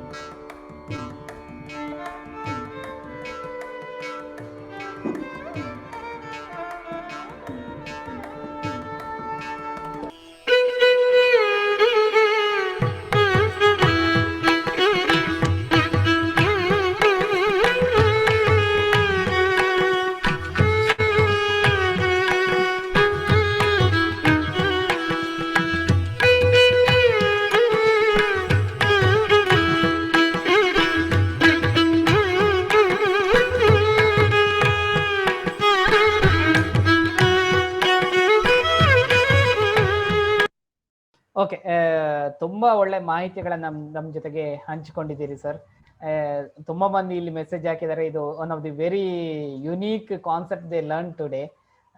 So first ಒಬ್ರು ಮಾಲ್ತಿ ಅಂತೇಳಿ, ಶಿ ಇಸ್ ಹೋಮ್ ಮೇಕರ್ ಮಂಗಳೂರಿಂದ. ಅವರು ಕೇಳಿದ್ರು, ಅವರ ಪ್ರಶ್ನೆಗೆ ನೀವು ಕೊನೆಗೆ ಉತ್ತರ ಕೊಟ್ಟು ಕಾರ್ಯಕ್ರಮವನ್ನು ಮುಗಿಸಿದಿರಿ. ಅವರ ಪ್ರಶ್ನೆ ಏನಾಗಿತ್ತಂತ ಹೇಳಿದ್ರೆ, ಸಸ್ಯ ಬೆಳವಣಿಗೆಯಲ್ಲಿ ಸಂಗೀತದ ಅಥವಾ ವೈದಿಕ ಮಂತ್ರದ ಕೇಳಿಸುವಿಕೆ ಪೂರಕವೇ ಅಂತ ಹೇಳಿ. I think you provided the answer, but you can add for that sir. ಅದಕ್ಕೆ ನಾನು ಒಂದು ಕೇಳ್ಬೇಕು ನಿಮಗೆ, ಯಾರಿಗಾದ್ರೂ ಆ ಸಸ್ಯ ನೋಡ್ತಿದ್ದಾಗ ಯಾವುದಾದ್ರೂ ರಾಗಕ್ಕೆ ಸಸ್ಯ ಏನಾದರೂ ಸ್ಪಂದಿಸ್ತಾ ಅಂತ ನಾನು ನಿಮ್ಗೆ ಕೇಳ್ತಾ ಇದ್ದೀನಿ. ಯಾರಾದರೂ ಹೌದು ಅನ್ಬೋದು, ಇಲ್ಲ ಅನ್ನೋದು, ಎರಡಕ್ಕೂ ಉತ್ತರ ಕೊಡ್ತೀನಿ. Okay, open for discussion, anyone can respond. ನಾನು 4 ರಾಗಗಳನ್ನು ಹಾಕಿದ್ದೆ. ಯಾವ್ದಾದ್ರು ರಾಗಕ್ಕೆ ಗಿಡ ಸ್ಪಂದನೆ ಮಾಡ್ತಾ ಅಥವಾ ಇಲ್ವಾ? ಮಾಲತಿ ಅವರೇ,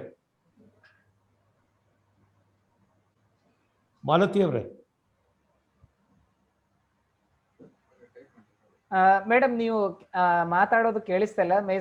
ಇದನ್ನ ಆನ್ಸರ್ ಅನ್ನ ಟೈಪ್ ಮಾಡಿ, ಸ್ಪಂದನೆ ಮಾಡಿದೆ ಅಂತೇಳಿ ಸುನಿಲ್ ಅವ್ರು ಹೇಳ್ತಿದ್ದಾರೆ. ಓಕೆ, ನಿಮ್ಗೆ ಮಾತಾಡುವಾಗ ಏನಾದ್ರು ಟೆಕ್ನಿಕಲ್ ಇಶ್ಯೂಸ್ ಇದ್ರೆ ಮೆಸೇಜ್ ಮಾಡಿ, ಅಲ್ಲೇ ಒಂದು ವಾಟ್ಸ್ಆಪ್ ಮೆಸೇಜ್ ಮಾಡಿ, ನಾನು ನೋಡ್ತಾ ಇರ್ತೇನೆ. ಅಥವಾ ಇಲ್ಲಿ ಚಾಟ್ ಬಾಕ್ಸ್ ಅಲ್ಲಿ ಮೆಸೇಜ್ ಮಾಡಬಹುದು. ಓಕೆ, ಮೆಲ್ರೋಯ್ ಅವರು ಮ್ಯೂಸಿಕ್ಗೆ ರೆಸ್ಪಾಂಡ್ ಮಾಡಿದೆ ಸರ್.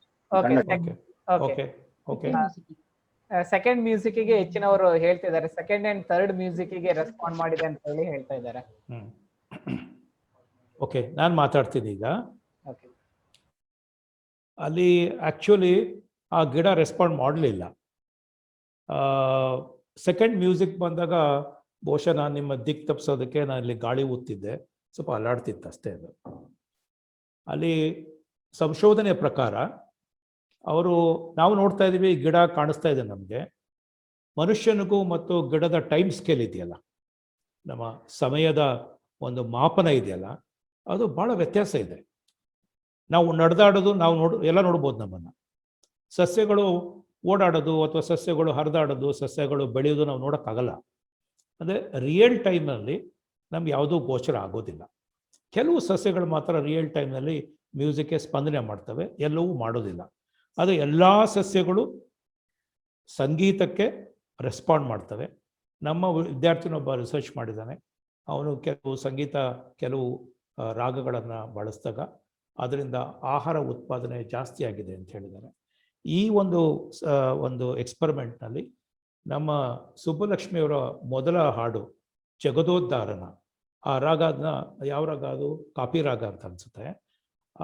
ಆ ರಾಗಕ್ಕೆ ಬಹಳ ಸಸ್ಯಗಳು ಬಹಳ ಸ್ಪಂದನೆ ಮಾಡಿದೆ. ಅದರಿಂದ ಪ್ರೋಟೀನ್ ಅಂಶ ಆ ಗಿಡದಲ್ಲಿ ಹೆಚ್ಚು ಬಂದಿದೆ ಅಂತ ಸಂಶೋಧನೆಯಿಂದ ಗೊತ್ತಾಗಿದೆ. ಅದು ಭಾಳಷ್ಟು ಜನ ಸಂಶೋಧನೆ ಮಾಡಿ ರೆಸ್ಪಾಂಡ್ ಮಾಡುತ್ತೆ ಅಂತ ಹೇಳಿದ್ದಾರೆ. ರೆಸ್ಪಾಂಡ್ ಮಾಡಲೇಬೇಕದು. ಅವು ನಮ್ಮ ಥರನೇ ಅಂದಾಗ ಮ್ಯೂಸಿಕ್ ಅದು ರೆಸ್ಪಾಂಡ್ ಮಾಡುತ್ತೆ. ಸೊ ಅದಕ್ಕೆ ನಾನು ಈ ಕೊನೆಯಲ್ಲಿ ತಂದು ನಿಲ್ಲಿಸಿದ್ದೀನಿ. ಸೊ ನನ್ನ ಪ್ರಕಾರ ಸಸ್ಯಗಳಿಗೂ ಮನುಷ್ಯರಿಗೂ ಯಾವುದೇ ವ್ಯತ್ಯಾಸ ಇಲ್ಲ. ಸಸ್ಯಗಳು ನಮಗಿಂತ ಬುದ್ಧಿವಂತಿಕೆಯನ್ನು ಪ್ರದರ್ಶಿಸ್ತವೆ. ಸಸ್ಯನ ಯಾರೂ ಸಾಯಿಸ್ಲಿಕ್ಕೆ ಆಗೋದಿಲ್ಲ. ಯಾಕೆ ಸಾಯಿಸ್ಲಿಕ್ಕೆ ಆಗೋಲ್ಲ ಅಂದರೆ ನಾವು ತಲೆ ಒಡೆದಾಕದಾಗ ಮನುಷ್ಯ ಸುತ್ತೋಗ್ತಾನೆ. ಆದರೆ ನೀವು ತಲೆ ಒಡೆದಾಕಕ್ಕೆ ಆಗೋದೇ ಇಲ್ಲ. ಅದು ಭೂಮಿ ಕೆಳಗಡೆ ಇದೆ, ಅದರ ತಲೆ ಭೂಮಿ ಕೆಳಗಡೆ ಇದೆ. ಸಸ್ಯ ಸಾಯಲ್ಲ, ಮನುಷ್ಯ ಎಲ್ಲ ಕಾರಣಕ್ಕೂ ಸಾಯ್ತಾನೆ. ಆಮೇಲೆ ಪ್ರಾಬ್ಲಮ್ ಸಾಲ್ವಿಂಗ್ ಎಬಿಲಿಟಿ ಅಂತೀವಲ್ಲ, ಪ್ರಾಬ್ಲಮ್ ಸಾಲ್ವ್ ಮಾಡೋದು ಸಸ್ಯಗಳು ಚೆನ್ನಾಗಿ ಸಾಲ್ವ್ ಮಾಡ್ತಾರೆ. ಆದರೆ ಮನುಷ್ಯರು ಪ್ರಾಬ್ಲಮ್ ಸಾಲ್ವ್ ಮಾಡ್ಕೊಳ್ಳೋಲ್ಲ. ಒಂದು ಹುಡುಗಿ ಸಂಬಂಧ ತೊಗೊಂಡ್ರೆ ಹುಡುಗಿ ಮೆಸೇಜ್ ಮಾಡಲಿಲ್ಲ ಅಂದರೆ ಹುಡುಗ ಹೋಗಿ ನೇಣಾಕೊಂಡ್ಬಿಡ್ತಾನೆ. ಅವನಿಗೆ ಪ್ರಾಬ್ಲಮ್ ಸಾಲ್ವ್ ಎಬಿಲಿಟಿ ಇಲ್ಲ. ಸೊ ಈ ಥರದ್ದು ಮನುಷ್ಯರಲ್ಲಿ ಭಾವನಾತ್ಮಕ ಜಾಸ್ತಿ ಇದೆ. ಬಟ್ ಸಸ್ಯಗಳು ಆಗಿ ಬಿಹೇವ್ ಮಾಡೋದಿಲ್ಲ ಅಂತ ನನ್ನ ಅರ್ಥ. ನಾನು ಇನ್ನೂ ಭಾಳ ತೋರಿಸ್ಬೇಕಿತ್ತು. ಸಸ್ಯಗಳು ಮನುಷ್ಯರನ್ನು ಸಾಯಿಸಬಹುದು. ಉದಾಹರಣೆ, ನೀವು ನಾರ್ತ್ ಕರ್ನಾಟಕಕ್ಕೆ ಹೋದರೆ ಅಲ್ಲೂ ಒಂದು ಜೋಳನ ಬೆಳೀತಾರೆ.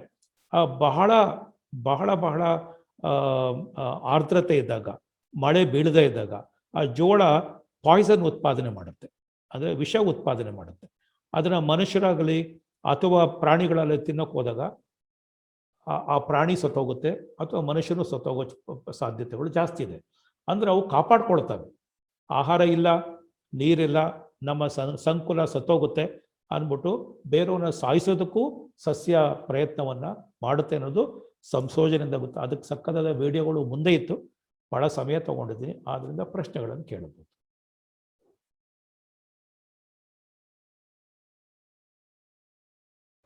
ಮುಂದಿನ ಪ್ರಶ್ನೆ ಸುನೀಲ್ ಅವರು ಶಿವಮೊಗ್ಗದಿಂದ. ಸಸ್ಯಗಳ ಜೊತೆ ಭಾವನಾತ್ಮಕ ಸಂಬಂಧ ಹೊಂದುವುದು ಹೇಗೆ? ಭಾವನಾತ್ಮಕ ಸಂಬಂಧದಿಂದ ಬೆಳೆಗಳ ಅಭಿವೃದ್ಧಿ ಹೇಗೆ ಸಾಧ್ಯ? ಯಾವ ಬೆಳೆಗಳಿಗೆ ಸಂಗೀತ ಹೆಚ್ಚು ಸೂಕ್ತ ಅಂತೇಳಿ. ನನ್ನ ಪ್ರಕಾರ ಎಲ್ಲ ಬೆಳೆಗಳು ಸಂಗೀತಕ್ಕೆ ರೆಸ್ಪಾಂಡ್ ಮಾಡೇ ಬರ್ತವೆ, ಒಂದಲ್ಲ ಒಂದು ರೀತಿ. ಭಾವನಾತ್ಮಕ ಸಂಬಂಧ ಅಂದರೆ ನನಗೆ ಭಾಳಷ್ಟು ಜನ ವಿವರಣೆ ಮಾಡಿರೋ ಥರ, ಸಸ್ಯಗಳ ಜೊತೆ ನಾವು ಓಡಾಡ್ತಿದ್ರೆ ಅಕ್ಕಪಕ್ಕ ಕೆಲವ್ರು ಹೇಳ್ತಾರೆ. ನಾನು ಎಷ್ಟು ಸತ್ಯ ಅಂತ ನಾನು ಹೇಳೋಕ್ಕಾಗಲ್ಲ, ಅದ್ರ ಬಗ್ಗೆ ನಾನು ಎಕ್ಸ್ಪೆರಿಮೆಂಟ್ ಮಾಡಿಲ್ಲ. ನಮಗೆ ಓಲೈಕೆ ಮಾಡ್ತವೆ, ಓಲಾಡ್ತವೆ, ನಮ್ಮ ಅಕ್ಕಪಕ್ಕ ಬರೋ ಥರ ಮಾಡ್ತವೆ ಅಂತ ಅದು ನಮ್ಮ ಕಲ್ಪನೆ ಸಹ ಇರಬಹುದು. ಅದರ ಭಾವನಾತ್ಮಕ ಸಂಬಂಧ ಅಂದರೆ ನೀವು ಸಸ್ಯವನ್ನು ಮುಟ್ಟೋದಾಗಲಿ, ಸಸ್ಯದ ಜೊತೆ ಮಾತಾಡೋದಾಗಲಿ ಮಾಡ್ತಿದ್ರೆ ಸಸ್ಯ ನೀವು ಮಾತಾಡೋದನ್ನ ಅರ್ಥಕೊಳ್ಳುತ್ತೆ. ಅದಂತೂ ಗ್ಯಾರಂಟಿ. ಅದ್ರ ಬಗ್ಗೆ ಒಂದು ಸಂಶೋಧನೆ ಸಹ ಆಗಿದೆ. ಒಂದು ವಿಶ್ವವಿದ್ಯಾಲಯದಲ್ಲಿ ಒಂದು ಎಕ್ಸ್ಪೆರಿಮೆಂಟ್ ಮಾಡ್ತಾರೆ. ಒಂದು ಗಿಡಕ್ಕೆ ಯಾವಾಗಲೂ ಅವರು ಆರೈಕೆ ಮಾಡ್ತಿರ್ತಾರೆ. ಒಂದು ಸರಿ ಒಂದು 3-4 ಜನ ವಿಜ್ಞಾನ ಸೈಂಟಿಸ್ಟ್ ಮಾಡಿರೋದು, ಈ ಗಿಡ ನಾಳೆ ಸತ್ತೋಗುತ್ತೆ, ಇಲ್ಲಿ ಬಹುಶಃ ಬೆಂಕಿ ಬೀಳೋ ಸಾಧ್ಯತೆ ಇದೆ ಅಂತ ಮಾತಾಡ್ತಾರೆ.